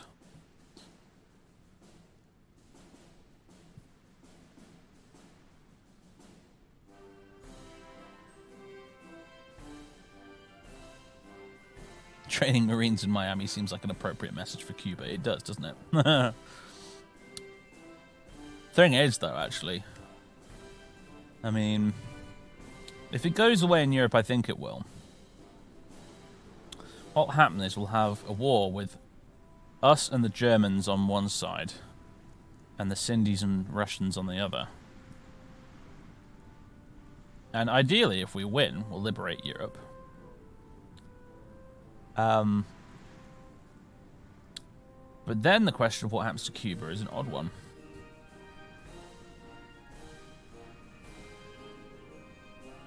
Because ostensibly they'll be kind of on our side, but also part of a totally separate faction.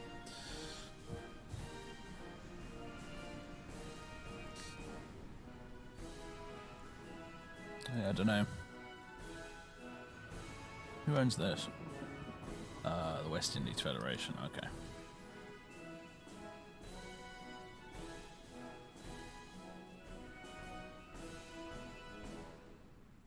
Do all the militia divisions go away? I'm pretty sure most, not all of them, because I did recruit some myself, but I think all the ones that we got by event have gone. Because we had way more than 87 divisions previously.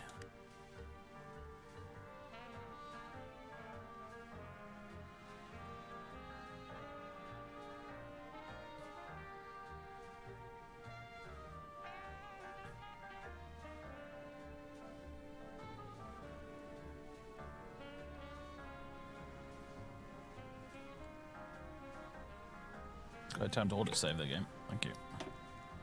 Someday we will meet again. It's not quite we'll meet again. It's like an alternate universe version of it. Fengtian government declared war on the Qing. Okay, so the big China war is about to begin. This is like the Chinese equivalent of France and Germany going to war.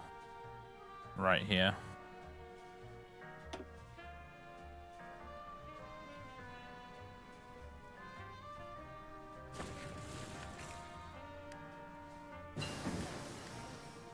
Naval strike tactics. Right, we've got a choice here. These are mutually exclusive. These will either go for dogfighting experience or fighter sweeps. So basically, we want to boost interception mission efficiency, or do we want to boost air superiority? I'm going to go with air superiority, because I usually do use that rather than interception. The only difference is that air superiority basically targets fighters first and then bombers second, whereas interception is the other way around. You target the bombers first and then the fighters second. Generally, because of what a big bonus merely having air superiority in a region gives ground troops, I tend to find that air superiority is just the better one to focus on, personally. Do I want to speed that up, or should I just let it go? Let's let it go. I think I'll save some of that army experience for templates. The 5th Jili-Fengtian War. Tensions in China have remained high since 1927, when the German intervention brought the 20-year conflict between the various factions to a temporary standstill. Over the last decade, however, both the Fengtian government in Manchuria and the Jili in Beijing have consolidated and built their forces. The stage is set for the most dramatic confrontation in over 10 years. Whichever side emerges victorious, however, will not be alone.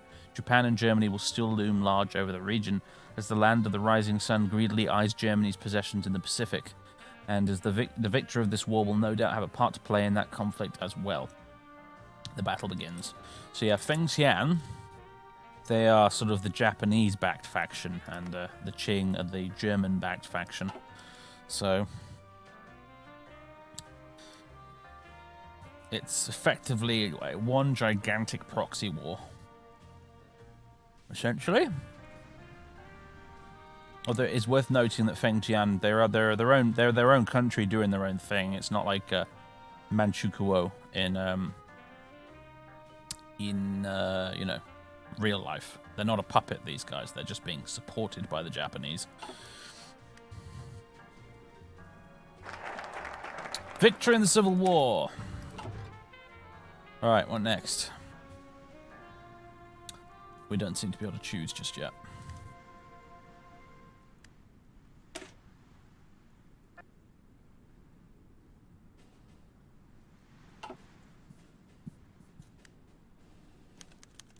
Ah, there we go.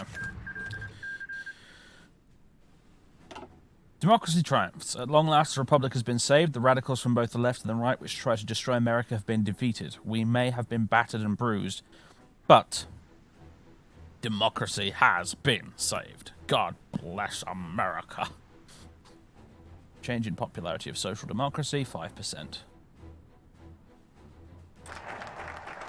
Democracy triumphs. Though the temptation towards autocracy was great, America stood with its 3 branches intact, without giving up to executive authority. So basically, we didn't make MacArthur dictator.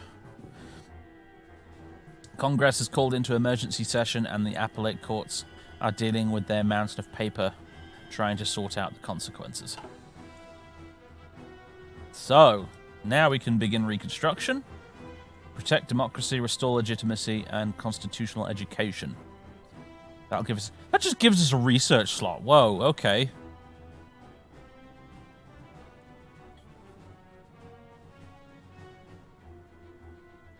That would also give us war support. Got to be the research slot. It's got to be the research slot. This will give us a new national spirit reconstruction. Factory repair speed plus 50%. Military factory construction speed minus 15%.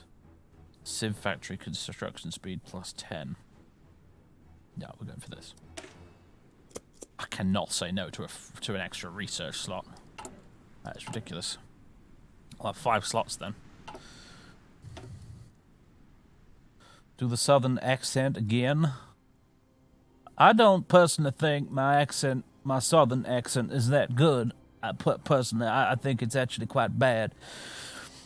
I imagine anyone from New Orleans down here would probably be cringing right now if they were watching. But it's pretty much the only American accent I can vaguely make an attempt to do. Because that particular accent, you drop a lot of the R's, much like an English accent.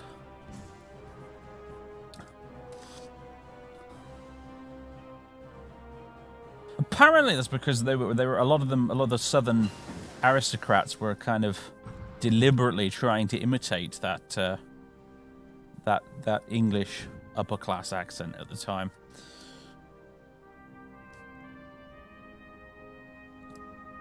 Mechanized offensive. What? Okay, so we now have two choices here. We go shock and or airland battle. I think normally I go airland battle, but I've never really examined this particularly closely. Centralized fire control. Soft attack. Bonuses, recon. Bonuses. Some armored car bonuses, as well as infantry and motorized / mechanized tanks. Shock and awe. Or hard attack. Soft attack and hard attack. For tanks and armor. That's for the whole army, plus 10% hard attack. Tactical control. Enables tactical withdrawal. Same as that. Reinforcement rate plus 2%. And then airland battle. All frontline battalions plus 5 organization and plus 20% air superiority. I mean, I think either is probably fine. Let's go for airland battle though, because I quite fancy that 20% air superiority bonus. That's pretty sweet, honestly. Sure, we'll spend the XP on that.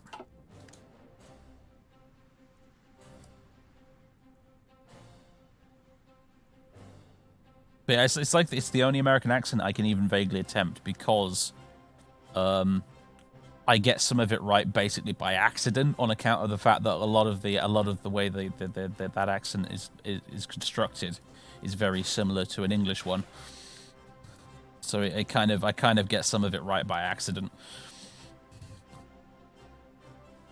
I'm going to save XP for new templates, but actually, like right now, there aren't a lot of new templates I'm going to be working on.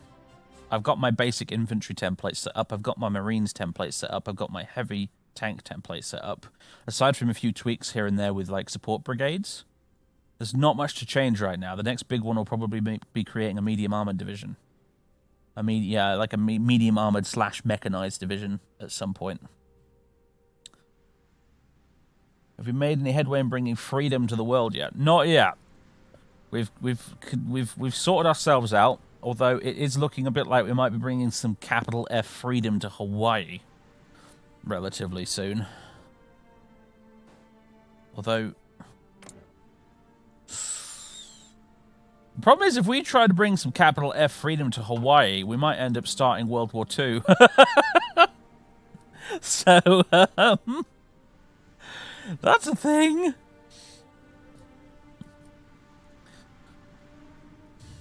Might want to avoid that for now, because I have just realized they're not only syndicalists, but they are part of the Third International. What we will do, and what I think that you're supposed to do with this is your way into the Weltkrieg. This is what this is for, I think. That's your way into the Weltkrieg, if you want it. When the Weltkrieg kicks off, when the Germans and the French start battering each other, and then, like a year in, I think, even probably possibly less than that, Canada will then... Some rising tensions around Iceland, some shenanigans around here will start to kick off, and then Canada will join the war along with the rest of the Entente against Britain and France. At which point, we as the US will be able to click the magic Reclaim Hawaii button, which will then thrust us into the war alongside the Entente, pretty much. Well, alongside both sides. We won't officially be part of any faction, but we'll be on the same side. At which point, I suspect we may get the ability to join the Entente. If there isn't a focus for it in the focus tree, of course, I need to check that.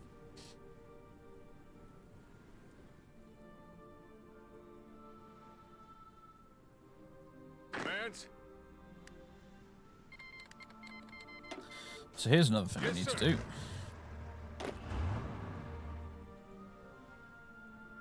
Right. Orders. All these militia. Oh, God. I suppose I can just... Ready to move. There we go. That's selected all the militia.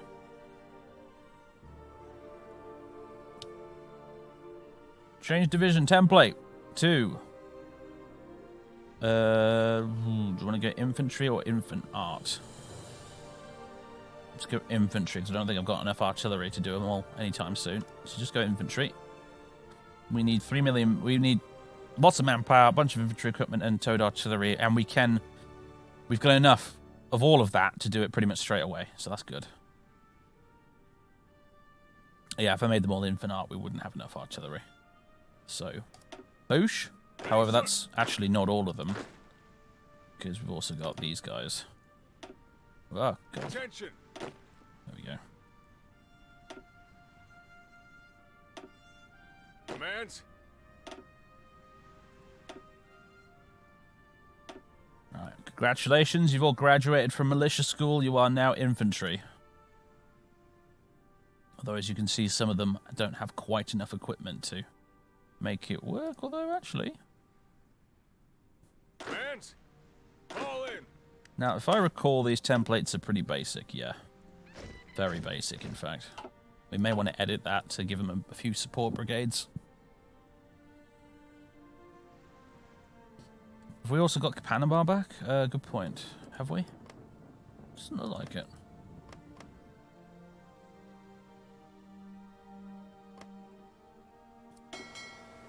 Although I've noticed there's a couple of cruisers just sitting around doing nothing.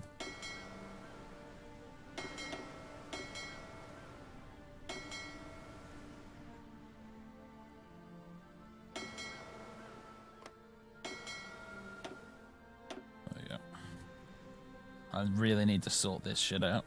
Might have to be for next time's stream, though. Orders. And assign divisions. Hello? Ready, sir.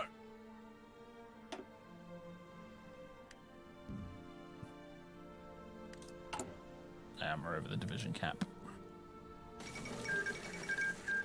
Treaty of Bloemfontein.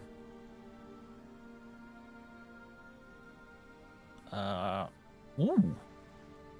The Republic of South Africa has actually lost. Alright then. The Entente-backed little mini factions won. It seems. Probably with lots of Entente support and Lend-Lease and volunteers now I think about it, so it does make sense. Zhang declared war on the Qing. Ooh. That'll shift the balance of power a bit, won't it? Which one's the Shaanxi clique? Can't find it. Where is it? That one. Yeah, that's going to cause some problems.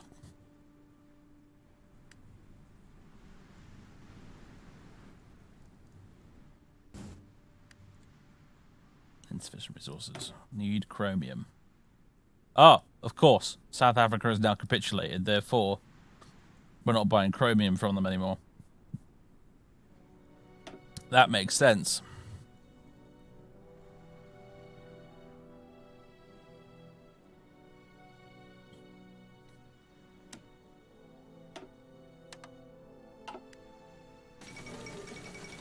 Oh boy, here we go. The Alsace Ultimatum. After months of low-intensity skirmishes and diplomatic game-playing on the German-French border, the two behemoths are poised on the edge of potentially the most brutal conflict mankind has known since the dark days of the Weltkrieg. In a shocking escalation, the Communard government in Paris openly demanded the return of German-controlled Alsace-Lothringen, seized after the War of 1871 by the victorious Reich. Flouting international norms, a single squadron of French planes flew into German airspace, dropping thousands of leaflets detailing their grievances, much to the chagrin of the Reich's general staff. Such actions are sure to outrage public opinion in Berlin, and even now mobilization efforts are underway. At this point, it seems unlikely that a second Weltkrieg can be avoided. The world is on a precipice.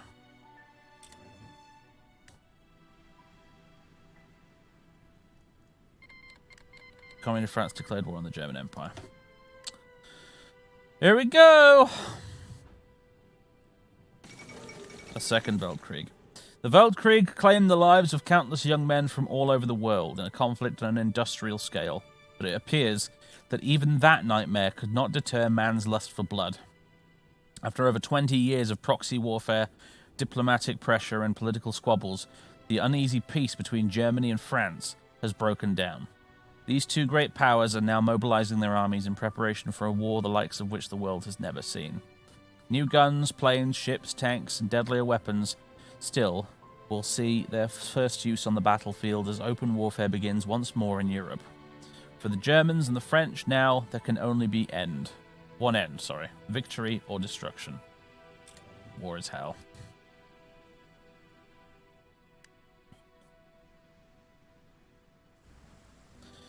And it's kicking off.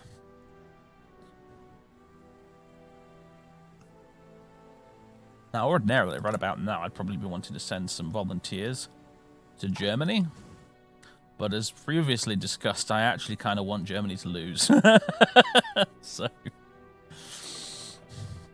it will make for a much more interesting campaign if Germany loses.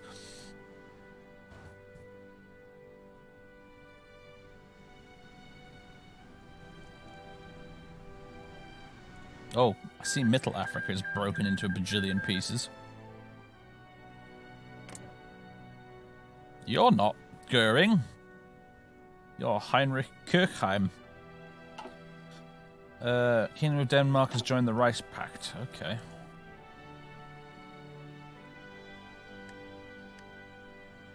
Shame they didn't go Stindiklus, then I could have taken Greenland. What's Italy doing? Italy is still... They're not part of the Third International right now. They are still busily fighting a combination of southern Italy and the Pope, as a matter of fact. I mean, I think they're winning, but it's pretty slow progress. Bulgaria has joined the Reichspakt.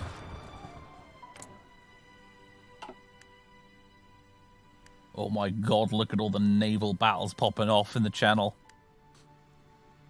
I'll be the Union of Britain and German Union of Britain Republican Navy and the Kaiserreich Marine just blowing each other to pieces. And sinking, lots of convoy sinking going on as well, I'm sure.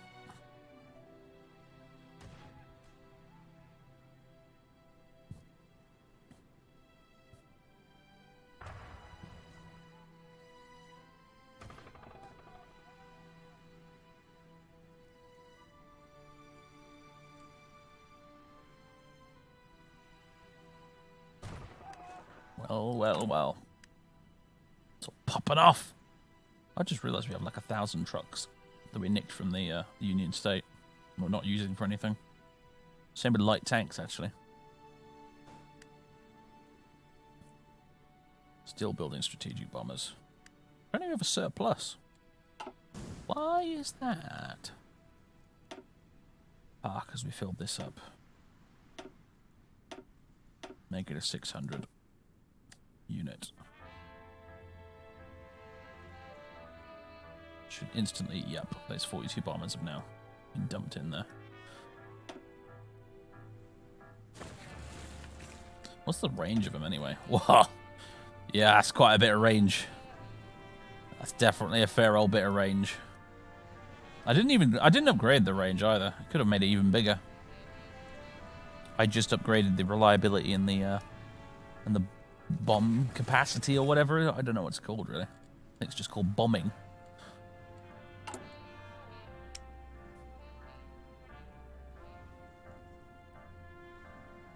Yeah, Liberator A1. +5 bombing, +5 reliability.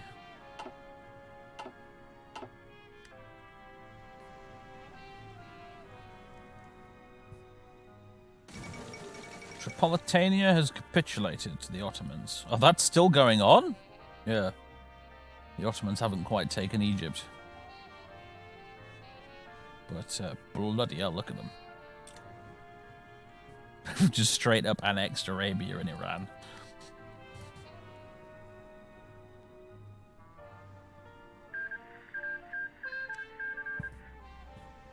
Peace deal has been signed between Denmark and the Commune of France, ending their hostilities. Well, that didn't last very long, did it? Denmark's like, yeah, I'm going to join the Rice Pact. Actually, no, I've changed my mind.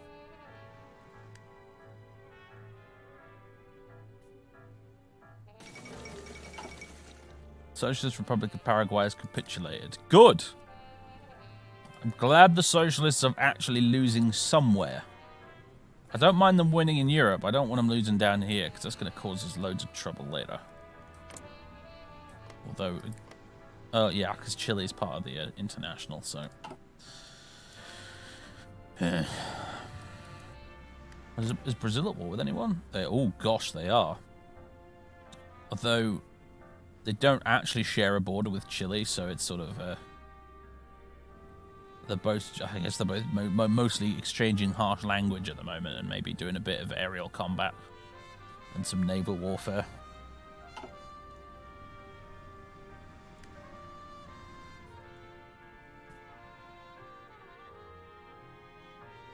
This is still going on. This has really dragged on, this Spanish Civil War, my goodness. Usually for me it's over by the time the war starts. And then there's this whole clusterfuck as well, which is the first time this has happened for me. Poland strong. Look at them go. They're actually winning. Constitutional education. Defend democracy. The country will continue to recover from the Civil War. Replace recovering from the Civil War with slight recovery from the Civil War. Okay, these seem important.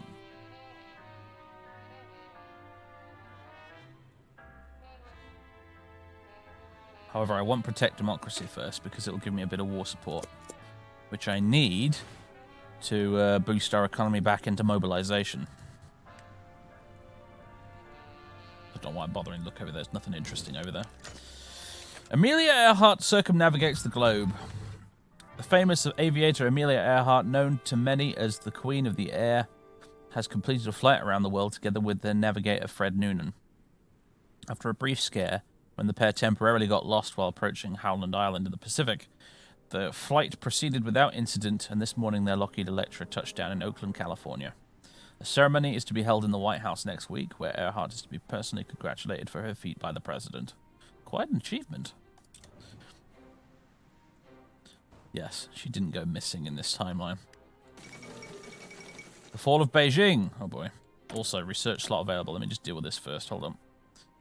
What do we want to research? Probably something naval technology related, I'm going to go ahead and say.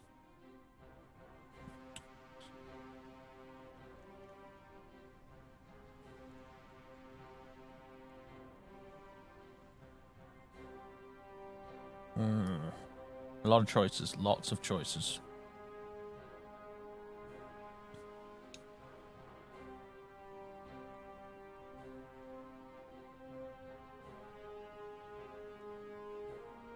Including this stuff down here that I've completely ignored as well.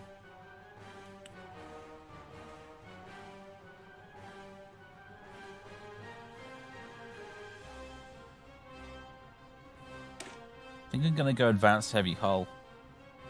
I want to start working on a new generation of dreadnoughts. The fall of Beijing. After days of high-intensity fighting in the capital suburbs, Feng Tian troops finally scaled the walls of the outer city, scattering the defenders and making further defense of the capital all but untenable. With rail lines into and out of the city thoroughly cut, the remaining Qing forces quickly thinned as deserting soldiers melted into the urban population. While Feng Tian colors now fly over the Tiananmen Gate, the flames at Zhengyangmian, that place, send towering columns of thick black smoke into the sky. Its sad symbolism lost on few among the war-weary population. China can only hope that the city's new occupiers, one of many since the turn of the century, will finally restore some modicum of peace and order. It seems the Qing situation has grown dire indeed. Yeah, it's not looking amazing for him right now. What became of the legation cities? They're still there. Remarkably fascist, though. The China Agency is very popular there right now. Oh, wow. They have a big old focus tree. I never really thought about playing as the legation cities before, but wonder what it's like. Huh.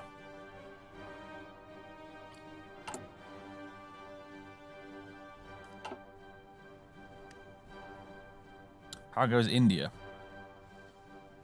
The Bharatiya commune is slowly losing. Oh, hello. Hello, naval invasion. That will be the Canadians. I assume in the Australasians. Right. Something similar to that happened in my campaign when I was playing as the Deccan Federation, actually, but I aligned with Japan. And it was actually the Japanese that naval invaded Calcutta to help me out. Huh. So we might have an Entente-dominated India in the works, which would be interesting.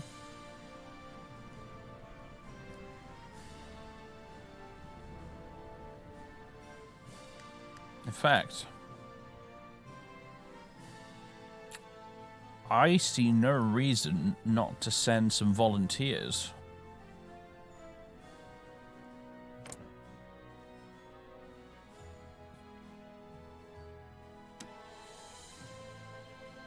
We could send 3 divisions and some air volunteers.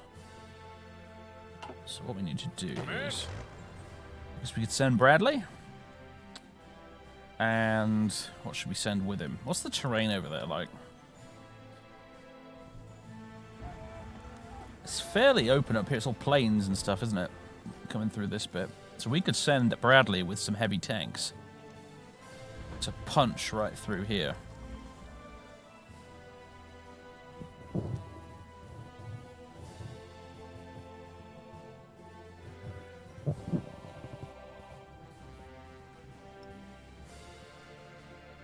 I like it. I like the idea.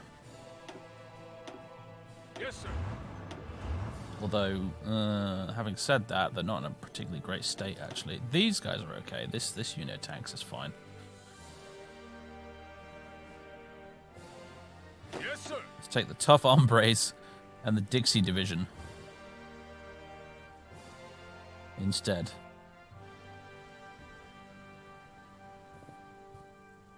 Add him to a new army. Put Bradley in charge of it. Or we could put Ike in charge of it, actually. Just realized. Where is he? There he is. Cautious, armor officer, organizer. Could be a chance to give Ike some experience. But look at the absolute Chad Bradley.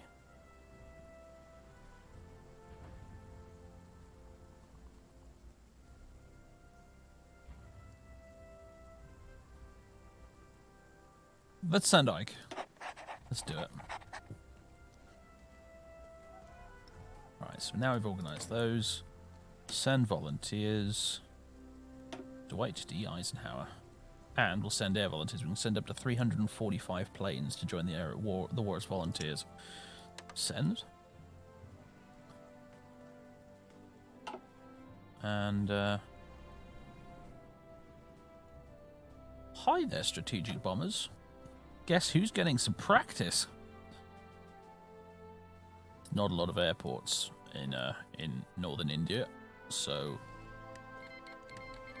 range will be a thing.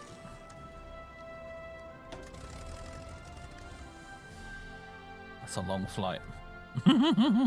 That's a very long flight. So I should probably at least join the 3rd International. Okay. So Italy's in on the action now.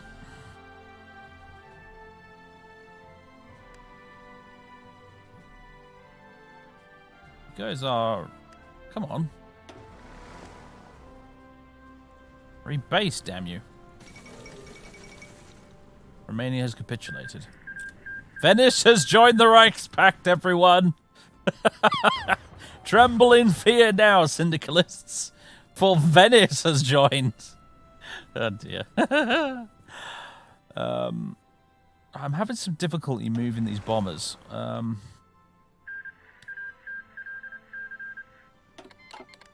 Kingdom of France declared war on the Commune of France.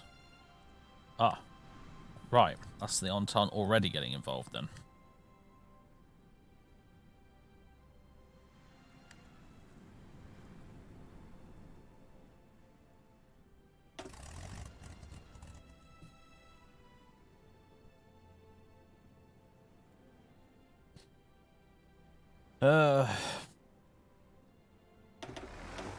Please go over there. I've had this happen to me once or twice. Like, just my planes will refuse to rebase overseas.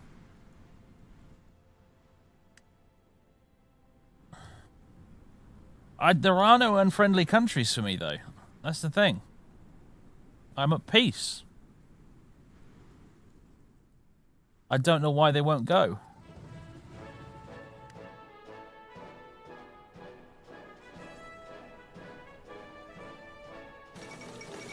Oh, Christ.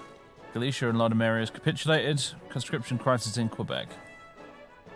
French-speaking Canadians have long opposed conscription, viewing the idea of fighting wars on behalf of the British as offensive. Now that the Canadian government has enacted full conscription in the country, the response from the French-speaking province of Quebec has been swift. French Canadians have taken to the streets in massive, crippling protests. It's a reenactment of the conscription crisis of 1917, although this time it seems French Canadians have lost their patience. Again and again we are called upon to shed French blood on behalf of English wars, Quebec Premier Maurice Duplessis told an angry crowd in Quebec City. We say no, and they tell us we must. Quebec will never be free of English tyranny so long as it is the lapdog to English politicians. More troubles in Canada, it seems. Like, yeah, I don't get this, because I've moved planes across distances like that before, constantly, in this game. It shouldn't be an issue, and yet for some reason it is.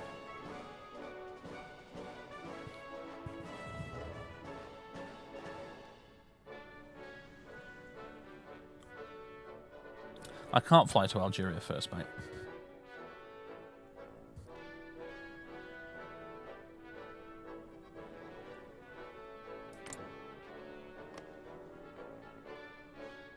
I did take air volunteers.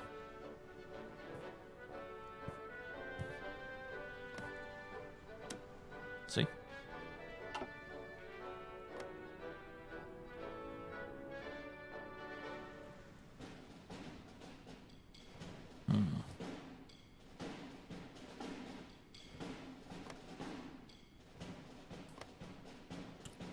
That said, if we just send air volunteers to Kingdom of France as well,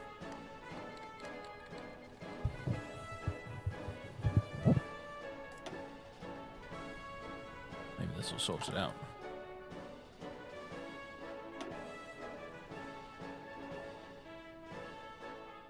Can you fly to Algiers at least?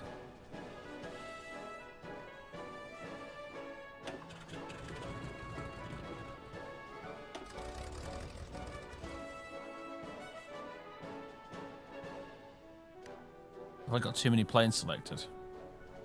I could. It was like telling me I could send like 400 to India.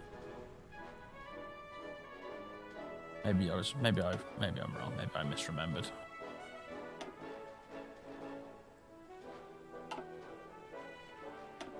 Let's split it in half. There we go. That was it. I misread it. I thought I could send 400. I guess the other half of you then can go bugger off to Tunisia. Bomb those Cindy scumbags. On behalf of the French, you understand.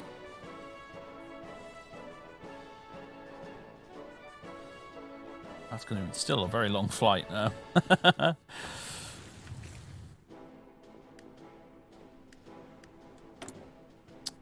Okay, ooh. Free civilian factories.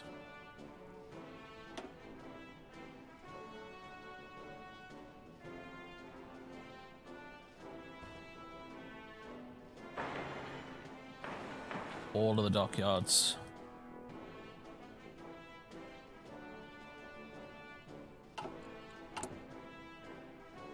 How are we getting on with all these upgrades anyway? Are we at least making a dent in some of it?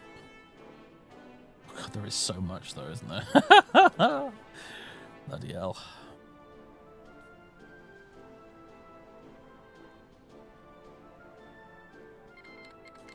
Russian Empire declared war on White Ruthenia and Ukraine. And, okay, Russia's now officially joined the Weltkrieg.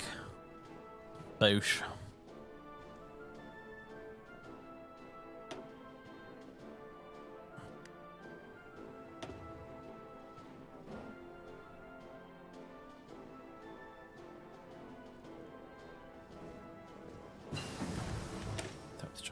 I'm not going to play that song, I'm afraid, because it might get the VOD muted.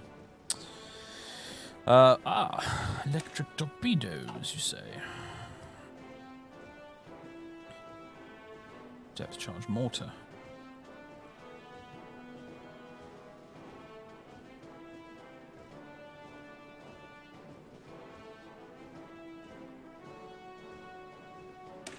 Improved capital gunnery.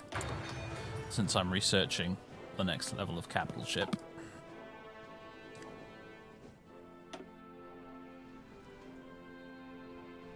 Are we there yet? Ah, right. Our divisions have arrived in India, and our bombers have arrived here. So, where do we want to send them? Apparently, we have air superiority in Italy right now. So, I suggest we go there.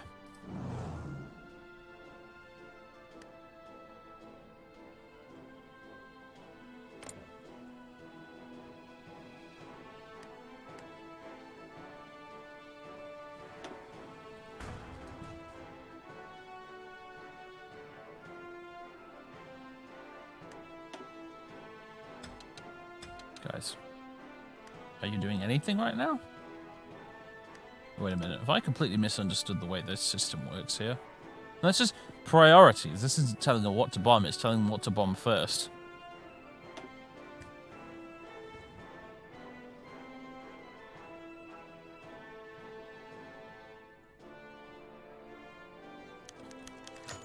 Oh, another longest bombing, great. Cheers, Kingfish. What has happened to him? I want to find out what's happened to those assholes. Come on, game.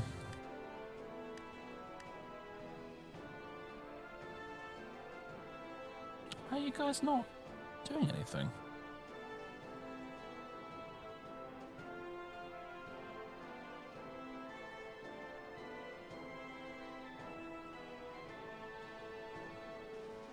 Finally, there we go. Failure of the Halifax conference. Oh, good. Are any bombers active in the area? None of them are ours. For God's sake, why? Why am I having so many issues with my goddamn bombers? Anyway, failure of the Halifax conference. Representatives of both the Entente and the Reichspakt met in the Canadian city of Halifax this week, hoping to come to a working agreement on cooperation between both sides in their war against the Third International.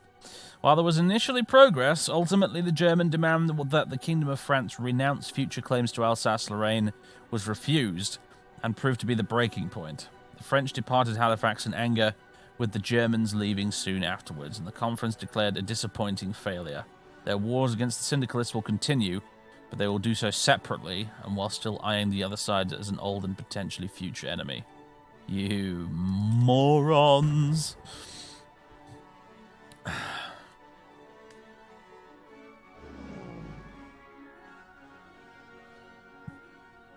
Apparently, like, they are assigned. Have the order. Mission efficiency 64%. Are they actually doing it now?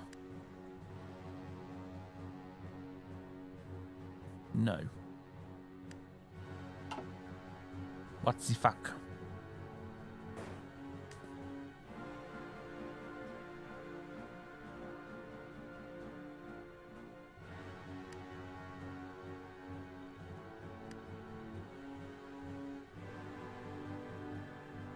Maybe it's because they've only just arrived? Is there like a countdown thing here?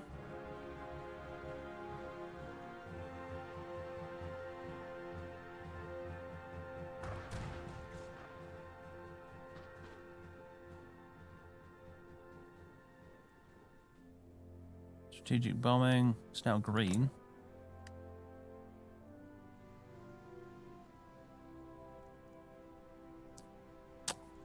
Don't get it. Enemy buildings bomb 0.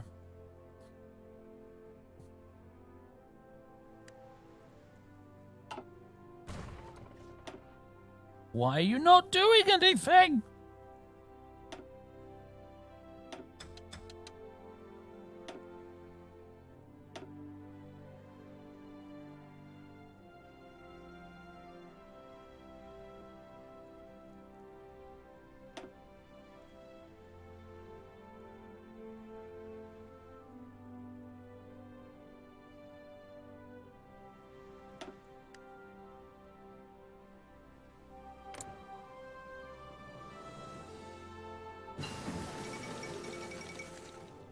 Yemen has capitulated on certain times. Battlefleet concentration is done. Subsidiary carrier or convoy escorts or undersea blockade. Let's do this first.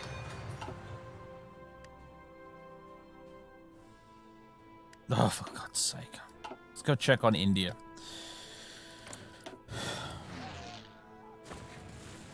Oh boy, the Entente naval invasion failed dramatically. Look at that. It's just gone completely. That'll damage them quite a bit. Right. Strategic bombing. Tell me you guys are doing something at least. Yeah, these guys are doing their jobs.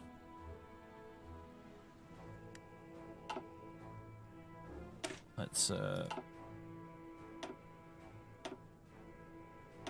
you to focus on military factories.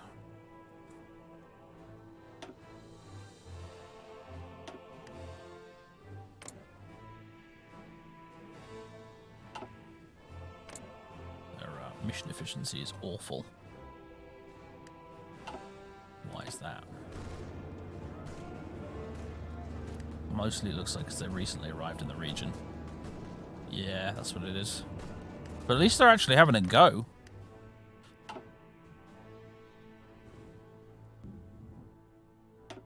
You fuckers are doing nothing.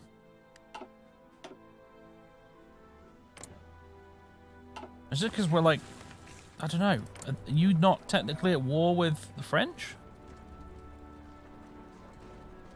Is that the problem here?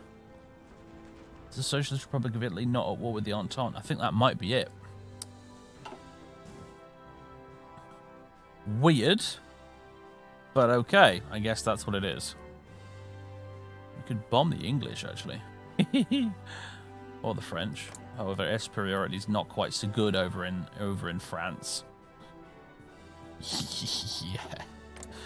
Yeah. England, meanwhile, more reasonable.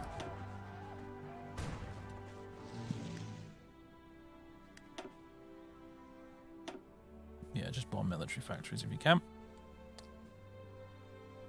Or maybe dockyards too. Yeah.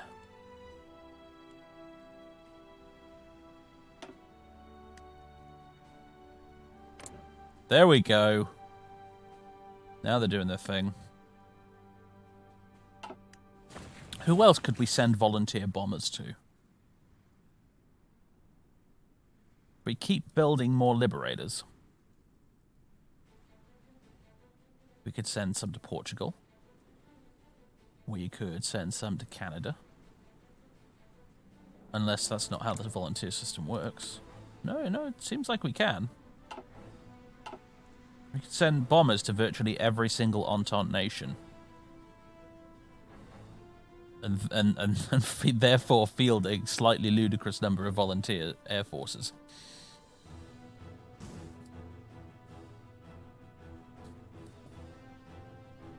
When you plan to get intercepted over France. Do you know what? I really don't know how, like, en route interception actually works. Because it only seems to, yeah, I don't know. If there's a way to access information about how many we're losing and where, I don't know what it is. As far as I'm aware, you only get intercepted in the region you've assigned them to. So we're able to fly straight over the entirety of France completely untouched. And only when we get to England will anyone try to do anything about it. So, which is a bit unrealistic, but it's the way it works.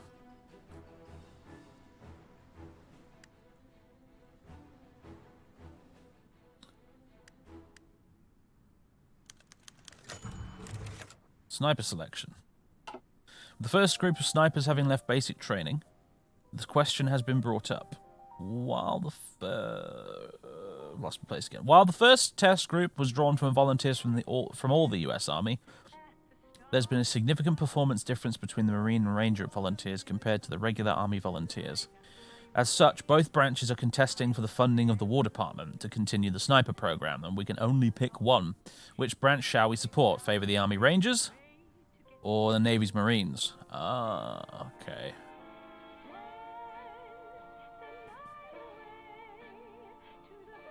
It's going to be the Marines, because I need naval experience more than Army experience, frankly.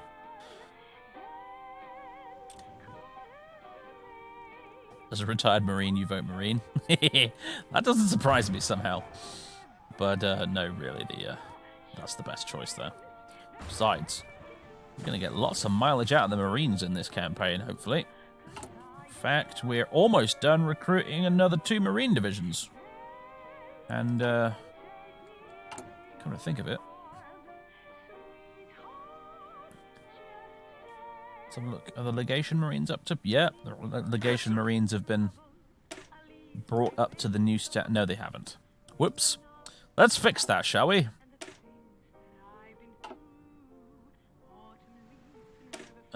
Template. Ah, it's locked and cannot be changed. Alright, that's a little bit annoying. What about the others? The Panama ones.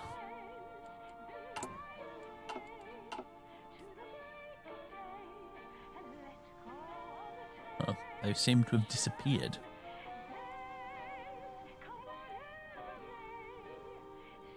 All right, whatever. Well. Regardless, we are now building our first couple of proper Marine divisions. So, which look like that.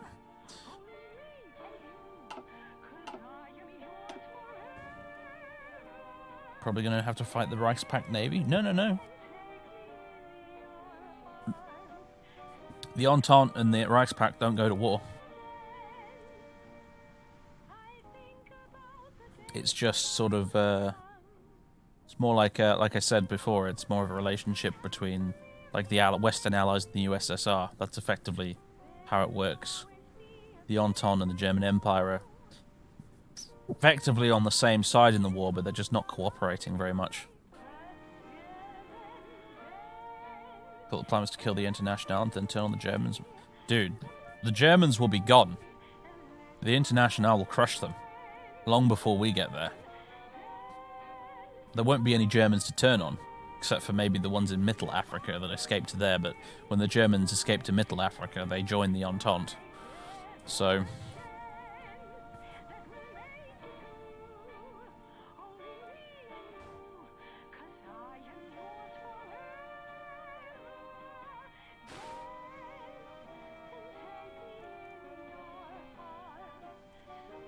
you would only get a World War III between the Entente and Reichspakt if Germany and the Entente were to win in Europe. But, as I've said, what's far more likely to happen is for the Syndicalists to basically beat the shit out of both of them. With the Germans first. Our task will probably mostly be, and this is the way I see it going down, that's where I reckon it'll probably happen based on previous experiences. This will go on for years, the slugging match right here. This will go on for ages, until eventually, and it might be a bit quicker actually, because Germany doesn't have a unified Austria on their side like they usually do in my campaigns. But this slugging match will go on for quite a while, until eventually the Germans are stomped. Then, the Third International will then turn their attention towards the Entente, starting usually with France in the Kingdom of France here in North Africa. And that's the point at which we're going to want to intervene and essentially help garrison Africa and stop the Syndicalists from making it across the Mediterranean and taking all of this out.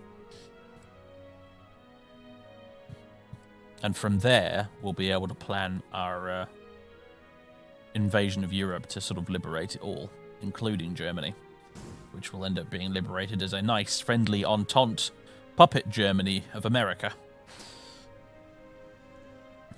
We'll make a nice democratic republic of Germany.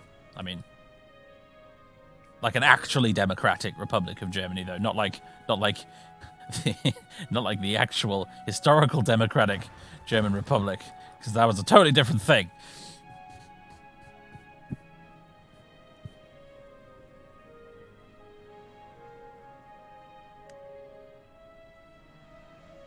But anyway, all of that, ladies and gents, will be happening next time. Because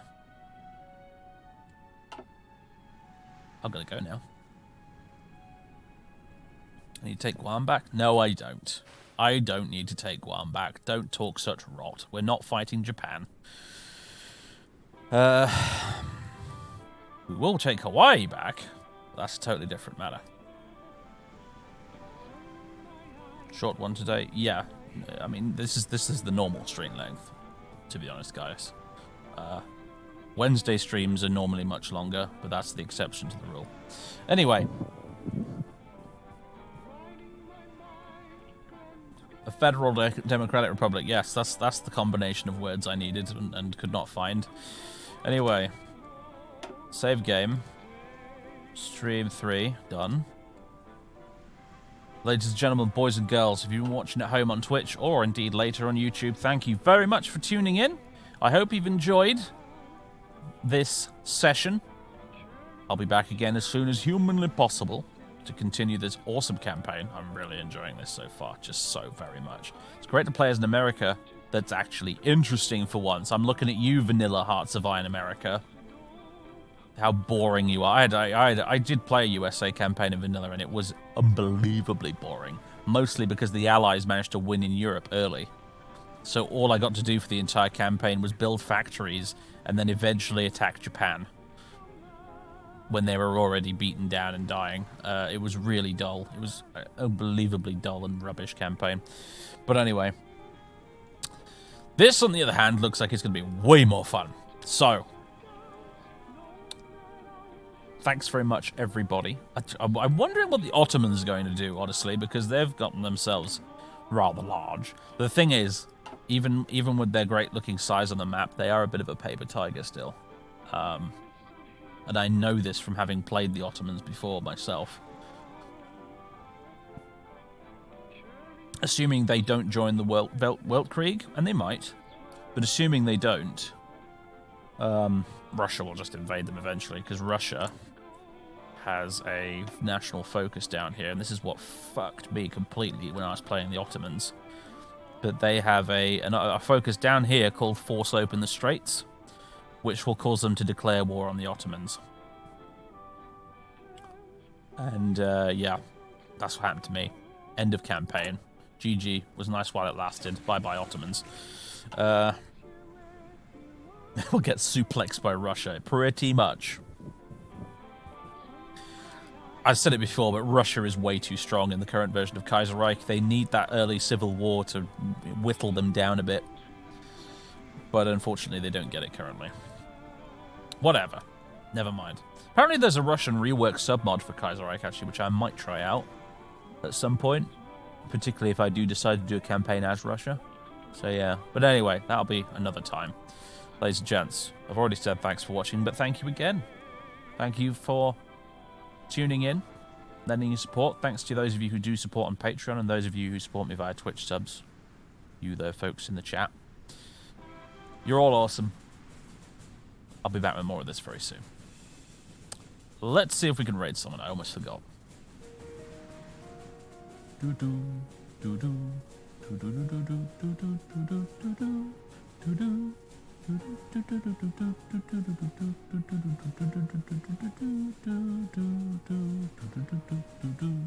Catchy little tune, innit? Let's see. Zamalf is streaming, although for some reason he's showing up twice in my raid channels box. I'm going to go ahead and say that's probably a small bug. He's playing some Darkest Dungeon. He raided us the other day, so I think it's only polite we return the favour. So, ladies and gents, please do pile on over there to say hello to Zamelf for me. Awesome dude, Finnish streamer and YouTuber. He's been going possibly even longer than I have over the years. He's a bunch of fantastic Mount and Blade Let's Plays, a really good couple of Skyrim Let's Plays actually for you Skyrim nerds out there. Really, really good Skyrim Let's Plays, among other things, including his maximum difficulty XCOM playthrough he did without losing a single team member, which was so incredible that he actually ended up in PC Gamer as a result. Zamal's a cool dude, yeah, he's very chill, and he's really good at video games, unlike me. So anyway, go say hello to him. I'll see you guys maybe tomorrow, we'll see. Toodaloo.